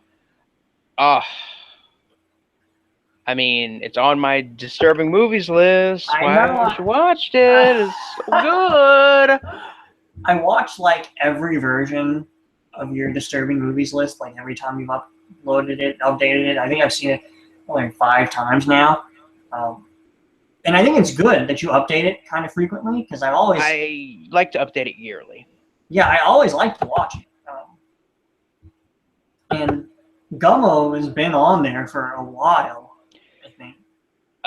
Gummo was like number 1 in like 2014, and then I moved it back a bit for 15, 16. It's at like towards the end of the list because I've kind of realized like I don't want to just keep putting the same ones at number 1, A, or at the higher spots, A, and B, that after a few watches, it loses some of its disturbing value, I would say. Really? Yeah. I mean, Gummo overall is a comedy. It's a very dark comedy basically about why life is meaningless. Yeah, I remember you talking about that, and I do really want to watch it. It takes place in Ohio, right? Yeah, Xenia. So it takes, although it was close shot to home. It was shot in Tennessee, though. Really? What's interesting is that's the first movie after Harmony Korine wrote Kids for Larry Clark. A studio was like, hey, how about we give you the budget to make a movie? And then he made Gummo, and it bombed horribly, and no studio has ever wanted to touch Korine since. That sucks. It had a budget of like $2 million, and it only made like 100,000. Oh, that's bad. That's bad. Critics and audiences alike thought it was a terrible movie. Oh no. There's still a lot. I hear a lot about it now. It's sort of getting more fair treatment. but there's still a lot of people that don't like it. No, I know. Trust me, I know. I've run into quite a few people who have like called me a pretentious like dickhead because I like that movie. Somebody in the comments of the most recent disturbing movie list was like, "Why'd you put Gummo on there? It's not disturbing." And then I literally explained to them why, and they're like, "Oh, well, I wouldn't know. I've never seen it." I'm like, "Motherfucker, if you've never seen it, how do you know? How do you not know it's disturbing or not?" If anyone ever tries to call you pretentious, you should just let them know that you think Shakespeare is a hack, and they'll immediately know that that's not. Shakespeare's a hack about 50% of the time. Lynch is a hack. Um, I agree with you on Lynch, but not about fucking William Shakespeare. Alejandro Jodorowsky is only good out of the two movies I've seen from him. He's only good half the time because I've only seen two movies from him, and I only liked one of them. But Alejandro Jodorowsky is a hack too, for the most part. I need to see the rest of his movies before I can fully determine whether I really like him or not. But I loved The Holy Mountain. Santana Sangre was okay-ish. It wasn't terrible, but it wasn't really anything that people make it out to be. I agree. I liked El Topo though. I have not seen that one. I know that one's like a weird Western. Interesting fact. He hired Peter Gabriel from Genesis to be like a creative, like ideas guy for the film El Topo. Damn. So I mean, and this was back when Peter Gabriel was a pretty fucking artsy, psychedelic, weird dude. Yeah, his early stuff. Exactly. So it was fucking weird. I still wish we would have gotten Jodorowsky's Dune, I mean. I was about to say, like, as opposed to the one with Dwayne "The Rock" Johnson. I feel like his version would be better. Me too. Way better. The demons wouldn't just be demons. No. Oh yeah, you didn't like Doom. I remember that. I remember you didn't like Doom. I think it's fun. I don't dislike it. I wouldn't watch it again, but on my own time. But if someone I was with was watching it, I would not be displeased to watch it with them. It's one of those for me. It's fun, and I like Dwayne "The Rock" Johnson. I like his personality. I like how he injects his personality into his movies. I have to say, I enjoy him as an actor. Although I don't think he's a very good actor. No, I think he's awful, actually. I mean, he's awful to mediocre, depending on what he's in. But I do enjoy seeing him act. Oh yeah, no, his personality is always there in the character. Yeah, he's a great guy, and he has great personality, but he's just not a very good technical actor. Kind of feel the same way about David Duchovny, except his personality goes in an opposite direction. More chill and sort of. Although, to be fair, I haven't seen Californication, which everyone says he's great in that, but I haven't seen it. I haven't seen it either. Don't worry. I haven't seen a lot of movies. Yeah. I haven't seen Citizen Kane. Remember that. I know you haven't. You should see Citizen Kane. Look, I don't want to. I really don't. I didn't want to either. I put it off until like last year because I was like, fucking who cares? Like, But then I saw it and it was like I had to begrudgingly admit that it's really, really good. Even still today, I was like, it really did surprise me because I didn't want to see it. I put it off on purpose. Like, didn't plan on watching it. Had to watch it for a class. And loved it. Oh man, oh fuck, I just don't want to. It's just like with The Godfather for me. I keep putting it off. Yeah, I know. And The Godfather, to me, the cinematography is beautiful. It is. But I've said it to you before, and I'll say it again, and I get a lot of shit for this. To me, story-wise, concept-wise, plot-wise, all it is like a particularly good mafia film, No, no, I completely get No that. better than Goodfellas. No better than even like Scarface or whatever. It's not really a mafia film, but a lot of people put it together for some reason. But It's a crime film. yeah, cinematography-wise, though, it is better than both of those films. I'll say that. Story and plot-wise, no better than either of those films. Not as good as Goodfellas, in my opinion.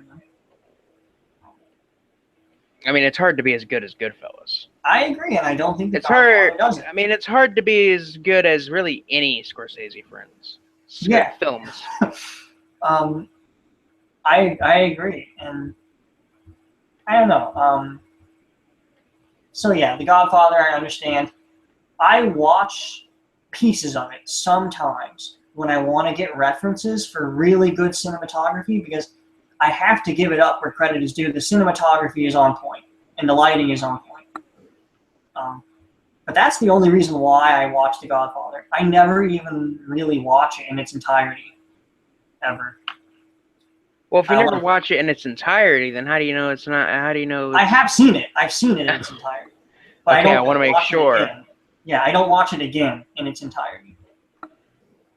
It's like saying I hate Each the Killer, and I only saw the one scene where the guy gets cut in half down the middle. Yeah, or like Gummo is a terrible film, but I've never seen it. Or Gummo's a terrible movie, but I haven't seen the scene where the kid is pissing off the bridge in a bunny costume. Iconic, I'm sure. I mean, there's some serious shit in Gummo. That movie's literally poor white trash. The movie. I'm really interested in seeing it.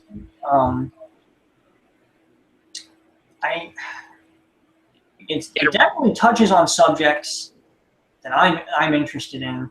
The poor white trash thing. I feel like it would be very interesting to watch Gummo in 2016 in America right now with all of this happening. Trust me, it still works. I'm sure it might even work better in some ways now.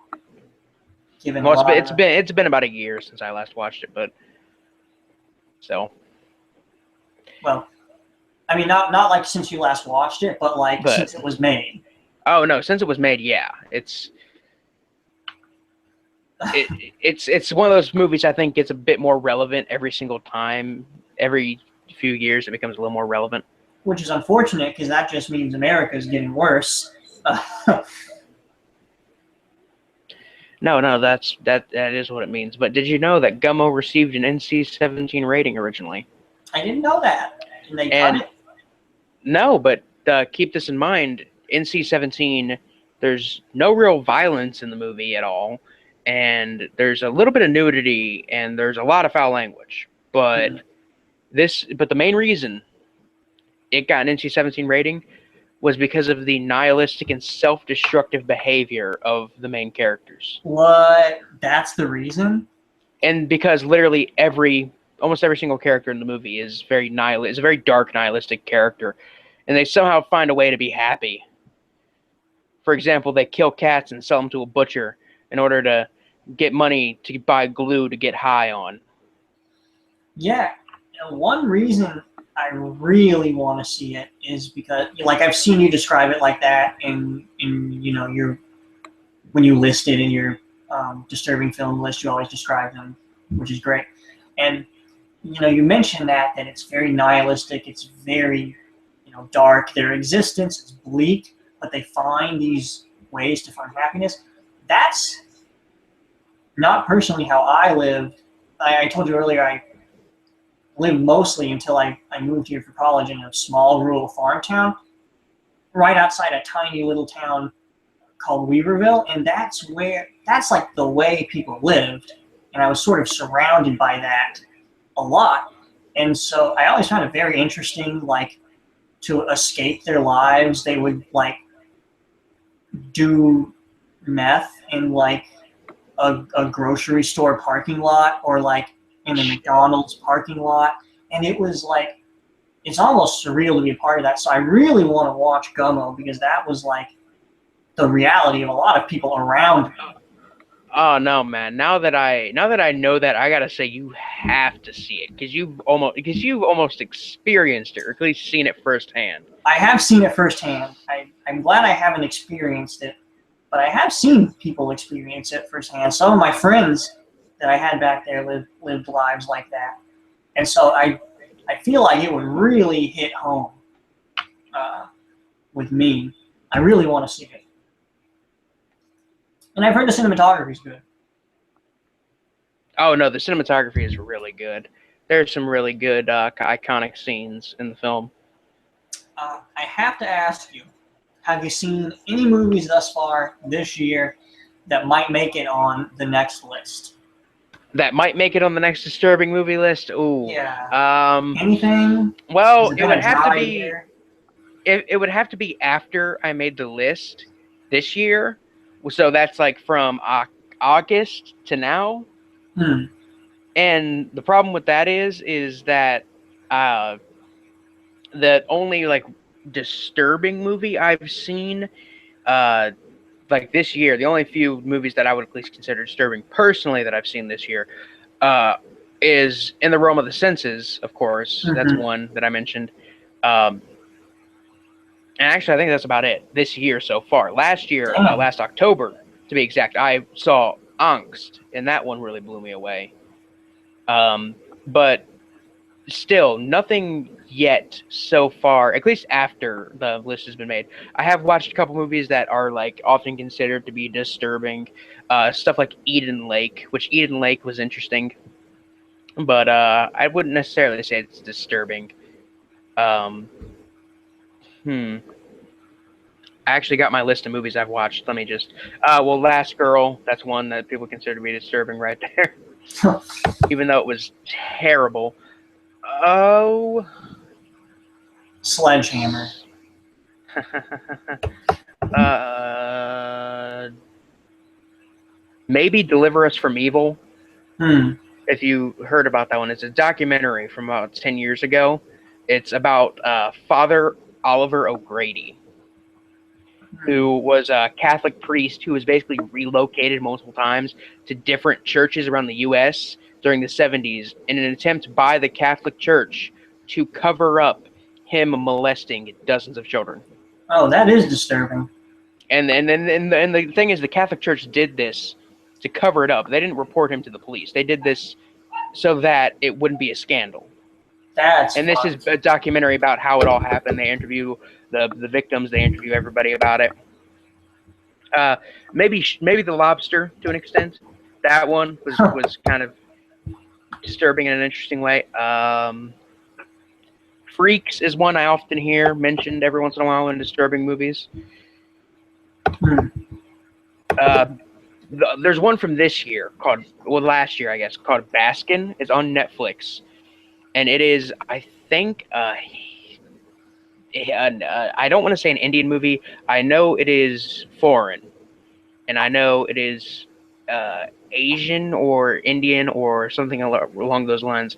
But it is about about a bunch of cops who basically stumble upon a door to hell when they Hmm. accidentally find a black mass in an abandoned building. And there are lots of like really gross, like messed up torture scenes in that, and it's really well lit too. Hmm. Uh, oh, Night of the Dribbler. uh, Fuck. Room, as I mentioned to you before, that one might Hmm. be considered by some people to be disturbing. Oh yeah, yeah, Although that one's a little more depressing than anything else. yeah. It does. It sounds Um. both depressing and disturbing to me. Oh, Happiness. This one I maybe might make the list. Really? Happiness from 1998. Oh It yeah, is that, yeah, yeah. Happiness. That is disturbing, actually. Fuck. Like I can never look at a tuna sandwich the same way ever again. God God. damn, that movie fucked me up. Yeah, I read up about it and it was like fucking wild. Just reading synopses about it. Let me see what else we got here.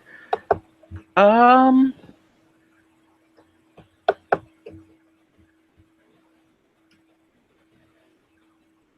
Yeah, no, I really can't think of anything else in the last year or so. Well, that's not a bad list for what you got, though. Yeah. But like, okay, wait. So did you change your rating of Sledgehammer in IMDb? Yes, I did. Nice. You can go onto my ratings and check it right now. Nice. Fucking great. You can also read the review I wrote for Honky Holocaust. I did actually, because I checked out the page for Honky Holocaust, and yours, surely enough, was the only one review there. Yeah, no, I felt like I did a good job writing that review. It was fucking wild, but yeah. Oh, you didn't like Valiant? No. Why did you watch Valiant? What's the story there? Oh, I didn't know. I just found some stuff that I had seen before. Okay, yeah, I do that a lot too. I was like, it's kind of, I didn't think you had any siblings that were like that young. Oh, trust me, I don't. They're all practically adults. The youngest one is 16, and that's practically an adult. Yeah, my youngest one is 16 as well.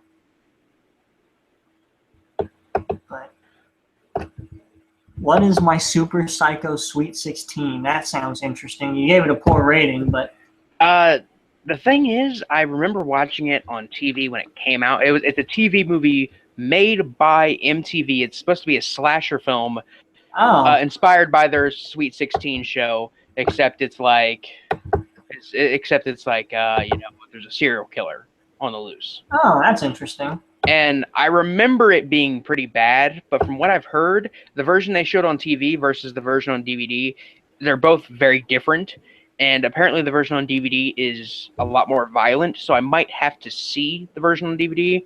But for now, what I can remember from it on TV, it's a 5. And apparently there are 2 sequels to it. Really? Yeah, I suddenly remembered it the other night. I was like, oh, my Super Psycho Sweet 16. I remember that being kind of terrible. God damn. You know what movie is terrible, but I always enjoy? Is Wes Craven's fucking Cursed. Oh yeah, no man. I will always remember. This is one of those things I saw when I was young, and I will always remember it pretty vividly.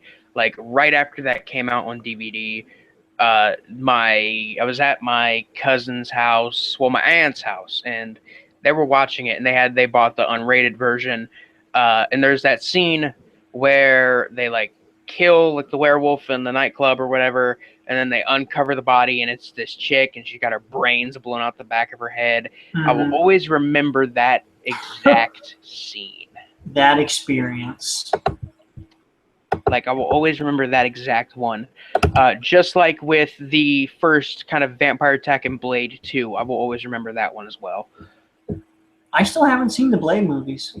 The first 2 are good. I like the third one, kind of, because it's like Blade versus Dracula, basically. Oh, that's pretty cool. A lot of people hate it, but I think it's okay. Yeah, I wanted to watch them, but it's one of the many things I've never gotten around to. Come on, Wesley Snipes. I know. Wesley Snipes is fucking cool as hell, but there's just a lot of movies to get around to. And I still have to watch Texas Chainsaw Massacre too. Honestly, watch that, then Nightbreed. Then Drive, then Neon Demon. Honestly, just put Blade at like the bottom out of everything I've recommended to you. Yeah. Honestly, at the very bottom, because that's where it should. I'm not saying it's terrible, because I like the movies, but they're not. I wouldn't say they're necessarily must-see movies, at least out of what I've recommended. But where does Bones fall on the list? Oh, I think Bones falls right behind Neon Demon. Awesome. Right behind, because it's one of those must-see kind of ridiculous movies. It's same with Tales from the Hood. Tales from the Hood falls in the same spot. I really want to see Tales from the Hood.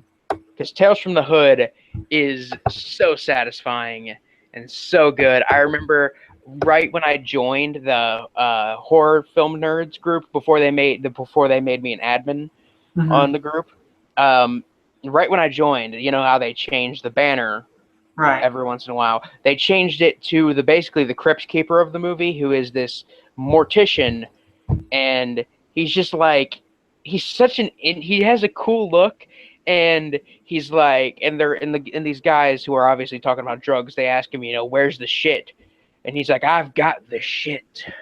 And he takes them from room to room and basically tells stories based on like the corpse or whatever's in the room. And they just posted one of the admins posted it and said, "Ladies and gentlemen, we have the shit." And I thought it was the best thing ever. God damn. I really want to fucking. Okay, so I'm on a mission to see like every movie that Snoop Dogg is in. Starsky and Hutch. I've seen that one, and I I've know you seen. saw Mac and Devin. God, it's Mac and taken Devin me. was terrible. This journey has taken me to some pretty dark places. Don't worry, Bones will help. I fucking hope so, because Mac and Devin was actually one of the worst movies I've ever seen. I don't know. I think I've seen worse, but for a stoner comedy, that's one of the worst I've ever seen. I mean, I've seen worse too, but like one of the worst. It's one of the worst stoner comedies I've ever seen, but actually, probably one of the worst comedies I've ever seen. Like, yeah, I'd say that. Worse than It's Pat. What the fuck is that? It was I think it's an SNL movie actually. And the whole joke of this character is that you can't tell what gender Pat is. Oh. So yeah, that's the whole joke of the movie. That's awful. The Mario Brothers movie is one I will always defend because I think that one's criminally underrated. I agree. I don't honestly really like it, but I like it more than I feel like everyone else. I don't feel like it's as bad as anyone says it is, if I'm being honest. And I liked how they went for more modern science fiction dystopian feel instead of going for just the traditional fantasy. Yeah, they didn't make it cartoonish, and I think that was a good choice.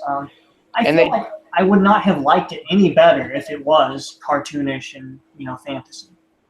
And plus, fucking Dennis Hopper Exactly. as King Koopa. Exactly.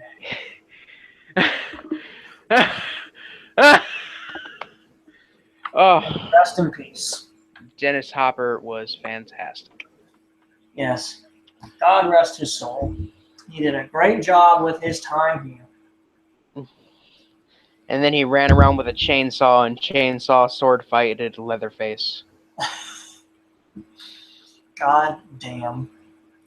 He lived a life. Oh, he did. He was now you just gotta watch. What? Go ahead. He also did spoken word parts in a gorilla song. Really? Yeah, there's a song called, it's been years, but it's called like Fire Coming Out of the Monkey's Head or something. And there's narration in that track, and all of the narration is done by Dennis Hopper. Oh. And yeah, fun fact, like all of the narration in that track is like essentially very much the plot to Avatar. James Cameron's Avatar. Came out years before that. I'm not hating on Avatar, but it's not a very original film. It's come on, it's like Dances with Wolves but with aliens. And even closer to like Fern Gully than Dances with Wolves. Have you seen Fern Gully? No, I haven't. It's a very cute animated kids movie that's very environmentalist. It's got some famous people in it. I don't remember who. I haven't seen it since I was a kid, but apparently Avatar came under a lot of fire because it essentially is the same plot, but like with giant blue aliens. Giant blue Smurf people? Yeah, which I don't think anyone was claiming that the plot was original. It's the technology is what's impressive about Avatar. Oh, definitely. Definitely. It's still impressive, even now. So, whatever. You can watch it for a great, unique story. But it is what it is. It's one of those things. It's no Sledgehammer when it comes to story. It's no. You're a monster. You're a monster. I know. No, it's no Surf Nazis Must Die. That's what it's not. Oh my gosh. No, it's not that either. God damn. Fucking. That Monster High. Please never see it. Please never see it. I don't plan on it. I remember reading about it once and hearing that it was interesting, but I don't know about it now. It's worse than a bad movie because it's not interesting. It's boring. Is the thing. Yeah, that's the worst crime a movie can commit. A fun bad movie is always better than a boring movie. Yeah, even if it's well made but boring, a good bad movie is still better than that. Oh, definitely. Oh, Goodnight Mommy is another one I think I could mention as a disturbing movie that I watched in the past few years. Really? I think I've heard about that, but not too much. I reviewed it. Maybe that's where I heard about it, was I watched your review. Yeah, and I gave it very high marks. And I said it was very creepy, very slow burn, but I like it. Yeah, I do want to see that one. I mean, there's just so many movies that I want to see. I'm honestly overwhelmed. What I've been doing recently, why I haven't been on Netflix so much, is that I've been trying to watch my DVDs.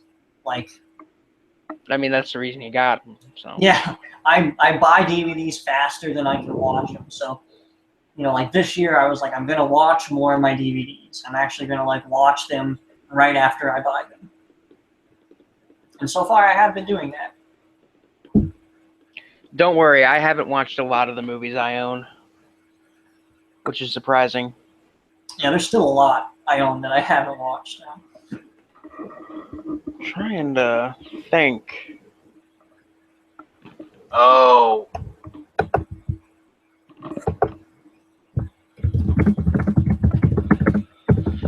Shit, there's something I wanted to say, but I lost it.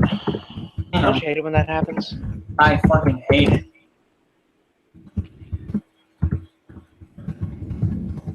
But I might actually get working on posting my collection on the YouTube soon. Oh, do it, man. I'll totally give you a shout out. I was actually gonna say something earlier about, so when's the first video coming out? Sometime. I have to wait till, I'll probably do it during the fall break, that my school's fall break, so that I can have a free moment I also don't own a camera other than my VHS camcorder, and I really don't want to shoot on that because it'll just be a pain in the ass to edit and digitize just for a YouTube video. So I might shoot it on my fucking webcam. I mean, hey, that's what I used to do. I'm gonna start out with the webcam vids, real old school like that. You gotta. Hey man, you gotta start with the webcam and you gotta move up. Like I told you gotta start terrible, even if it's on purpose, and then look back at yourself and think, man, that was shit, and do it again, but better. I think I'm gonna do webcam videos where I scream at Lucifer Valentine. Do it. I'm telling you, just do what I used to do. Just hold up the movie or whatever and just talk about it. I mean, that'd be the cool thing to do. It's that simple. I'd like to do reviews. I definitely will post my collection. Though I don't know if I should break it up into multiple videos because I'm going upwards of 1,000 movies right now. I mean, I'd think break it up into a few. Yeah, it'd be a lot for one video. Oh, trust me, I saw an hour-long video of a guy just showing his entire Blu-ray collection. Not his Oh, DVDs, just Blu-rays. God damn, really? Yeah, he owned a lot. Good God. See, I don't want to do a collection video of my entire collection anymore because I've already done it so many times, Yeah. and because I have quite a few bootlegs that I've made myself, and I really don't want to show the world what I have bootlegged and my terrible handwriting. I mean, what's wrong with showing the... You showed The bootlegs before. I have, but I don't like to. I feel like as a collector, some people in the community just don't like bootlegs at all, even if it is a film that you cannot get your hands on. I know there are some people who are like Puritans like that, and I Huh. can completely understand that. Yeah. And I don't want to be kind of shamed for it, for being that guy who makes bootlegs or has bootlegs. And I mean, I know people don't care about it. I know, I mean, I've said it before on videos, people don't, and people never really were like, hey, to stop pirating or, stop making bootlegs. But I'd still, I still don't want to show the world my bad handwriting either. Yeah, normally when I do bootlegs, I take a lot of time and I put art in them, or I buy them from people who, because if they're not on YouTube or something, I'll Oh buy yeah, them the from someone. professionally. Yeah. Um, and I mean, you can find a lot of great quality bootlegs, like VHS rips that are really good. I actually, like a year ago, got a really bad killer workout. Speaking of David Pryor, that was very obviously like they digitized it because it was not grain; they were like pixels. No, It was very bad. I know This they was have a before. Blu-ray out of it. Do they really? Yeah, they have like a lot of his movies out on Blu-ray. Slasher Video has actually put out quite a few of them. No way. Yeah, they put out Deadly Prey. That's funny. Good old David Pryor doing stuff all these years. God bless him. I mean, But there are good bootlegs. I have no shame if I can't get, my hands on a good copy. That's the first news I've heard of being able to buy Killer Workout, and you get the. I don't know. I never thought you'd be able to find it, but I mean, a lot of the stuff that you can only find on VHS, and then if you do, it's like $200. oh, definitely, man. I've seen copies of like Elves on VHS go for like $50. Good God, that's too much for fucking elves. Oh yeah, even for a great movie like Elves. Still waiting for that Blu-ray of Elves. Oh my gosh. Still waiting. Come on, Scream Factory. You know the fans want it. I mean, Or Arrow. Really anybody. Blu-ray and then a sequel. Can you tell me the connection between the elves and the Nazis? When there is no more room in hell, Oh my God. elves will walk the earth. Your review of that was amazing. That's one of the ones I'm probably the most proud of, because I know that like nobody would have cared or made a copyright claim, and I figured that there wouldn't be any like automatic copyright claim thing on it, because that's the reason I don't put clips in my videos. Even though it would be in fair use, I don't want to get screwed by it, because I'm small time, so they'll just take me out and nobody will notice. Yeah. And you don't want that. But Elves was so good. It didn't get taken out, and it turned out fucking awesome. Oh no, I'm very proud of that one. It's I got to think of another really ridiculous Christmas movie to do for Oh yeah. for this year's Christmas special. You've reviewed Santa's Sleigh, right? Yeah, I reviewed that one back when I still had the webcam, and I did same for the original Black Christmas.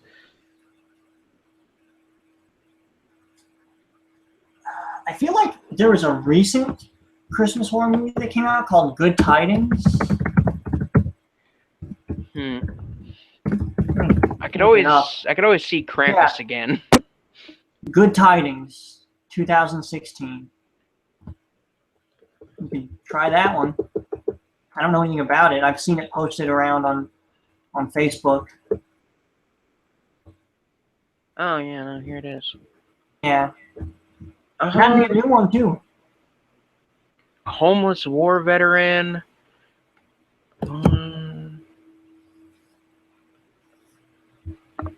Oh, yeah, no, that does sound pretty interesting.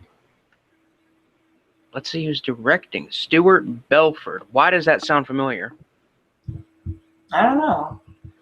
Let's see. It says he was an awkward teenager escaping into 80s cinema. So he's inspired by 80s movies. That might be interesting. Could be good. Actually, this is his first feature. Well, goddamn. I haven't seen anything from him, but I'm willing to give him a shot. I'll have to see if I can find that one, or if it gets released before Christmas. I think it's already out. Maybe. Let's check Amazon. If it's not out, I could always just review Text Messages from the Dead. Please do, actually. I kind of want to see... I want to see you do a really bad movie review, because those are fun sometimes, and you review too much good shit. Yeah, lately I've been doing nothing but good shit. I used to just review everything I watched, and a lot of it would be bad, and I would just scream, and I don't anymore. I just don't. Yeah, I mean, sometimes, I like seeing the good reviews. I love it. Especially when I'm spreading the word about some good shit. Exactly. But it's real fun to see the bad reviews too. Honestly, it is. Oh no, it is definitely. I just gotta find something bad enough. Text Messages from the Dead. You know what? I'll review Manos: The Hands of Fate if I get the new Blu-ray. Fair enough. Also, did you order the Sentinel? Yes, I did, actually. Has it come in yet? No, it hasn't. I ordered it Thursday, and I ordered it directly from the Scream Factory website because they're having their Shocktober sale. And but they had it for like $15, and Phantom of the Paradise for like 15. Damn. So, and they gave you free shipping if you order more than one thing. So it was like $30 for two of them, which isn't too bad for Scream Factory. But I got the Sentinel and Phantom of the Paradise. It hasn't come in yet. They say it's gonna. It takes 5 to 7 business days. So, but I have gotten packages from them like early before the expected day. I remember one time a package showed up in like 2 days after I ordered it. Last October, I think, or the last summer when I ordered Nightbreed when they had their sale. Oh. Damn. Oh, I think I just vomited in my mouth a little bit. That is... Did you just send me the link? Yes. I found the Facebook page, and there's news about when it will be released. It's getting, apparently, a release before Christmas, December 6th. Oh. Cool. Control. I don't know when or if it will get a physical release, but you can watch it online December 6th, apparently. I'll do that. If it's good or bad enough, I'll cover it. Either way, I'll probably cover it for the Christmas special. I don't know if I'll do what I did with Elves, but yeah, you probably wouldn't be able to. Because it's a film that people actually put time into and effort. But you should try to find one like Elves that you could do something like that with. Feeders 2, Sleigh Bells. Oh my god. I know that's a Christmassy movie. I haven't seen the first one, although it's on my hard drive. Yeah, I haven't seen either. But I know those are from the old fucking, I can't remember.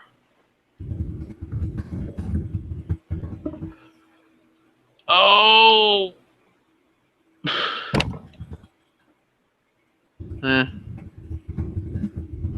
You know, there's this slasher film from like the 90s called The Nostril Picker. Yeah, I heard about that. I've heard of it, and it sounds like something I would totally watch. I think Massacre actually did a release of it. Yeah, I think it was Massacre. I heard about it, and man, Massacre is just putting out the good shit right now. They're on top of it all the time. It's incredible. Like, let me see how much. Oh, when is Nurse Jill gonna come out? Because I might pre-order. They said that they would have a pre-order for the VHS available early October, but it still has not dropped. And I really want to grab it. The Blu-ray is it pre-order? Yeah, it comes out October. I'm not gonna do it because that's tomorrow technically, and I have the Blu-ray of the thing and the other one I mentioned. Yeah. But have you seen 555? I still haven't. Oh man, you gotta see that one. I told you the guy. I never remember the name, but the guy who does the effects in it did the effects for Reanimator and Henry Portrait of a Serial Killer. Oh man, I'm gonna have to go to that screening of Henry Portrait of a Serial Killer that's going on at the Gateway Film Center, and then go see The Greasy Strangler, and let's see what else. What else are they showing? I Drink Your Blood. I'm definitely seeing I Drink Your Blood. Damn, dude. I only get to go see one. It's I Drink Your Blood. I'm fixing to fucking move to Columbus right now just to see these fucking movies. Yeah, I remember when I saw the old Cat in the Brain in theaters. That was good too. God damn you. Yeah, but Nurse Jill is a movie from this year actually, and it was shot on 16mm. See, I had no idea it was from this year. 16mm comes out in 2016. Coincidence? I think not. Interesting. Not be a coincidence. Mutilations, Bubba the Redneck Werewolf. Oh, shit. Bubba the Redneck Werewolf. Fuck. I heard about that one. A portion of the original film was lost, but was fortunately transferred to DVD before it disappeared. Oh. That's interesting. So the footage for Nurse Jill was lost after they originally filmed it, but they already transferred it to a DVD before it went missing. So they got lucky. Really? They got lucky with that. Damn. How the fuck did they lose it? I don't know. I mean, films go missing all the time. Yeah, but like, you know, not today, not in 2016. How does that happen? I mean, it happened with Food Fight. Originally, Food Fight was supposed to come out in like 2007. Really? And then somebody stole all the footage. Oh my gosh. They had to remake it with the remaining budget, which they used all the budget, which was a $60 million budget, I think. Whoa. Fuck. And they had to use what was left to make the movie. That's fucking ridiculous. Yeah. But apparently it was lost due to a act of industrial espionage. Basically meaning somebody thought it was so terrible they stole it, and I bet the original version was terrible. Yeah. My God. I'm shocked that it got a $60 million budget. I had no idea. Yeah, it was originally going to be like a big thing, and then the footage went missing, and then it came out. The terrible version came out, and then around the same time the terrible version came out, Charlie Sheen just completely lost his mind. I don't think that's a coincidence. No. Oh my god. They definitely coincide. Something happened to him on the set of that movie. All right. But I think that's going to be it for tonight. Because I want to play more Doom. I got a 10 a.m. class, so I should just sleep. But I might actually fucking watch a movie because I'm irresponsible. Texas Chainsaw Massacre 2. I'm thinking about it, honestly. Do it! I'll do it. Fuck. I'll watch Texas Chainsaw Massacre 2. Oh, hell yeah. And I will let you know how I feel about it. All right, then. Well, this is the Wizards of Gore stream podcast thing. I'm Cody. Andrew. And we're signing off. Later. Peace.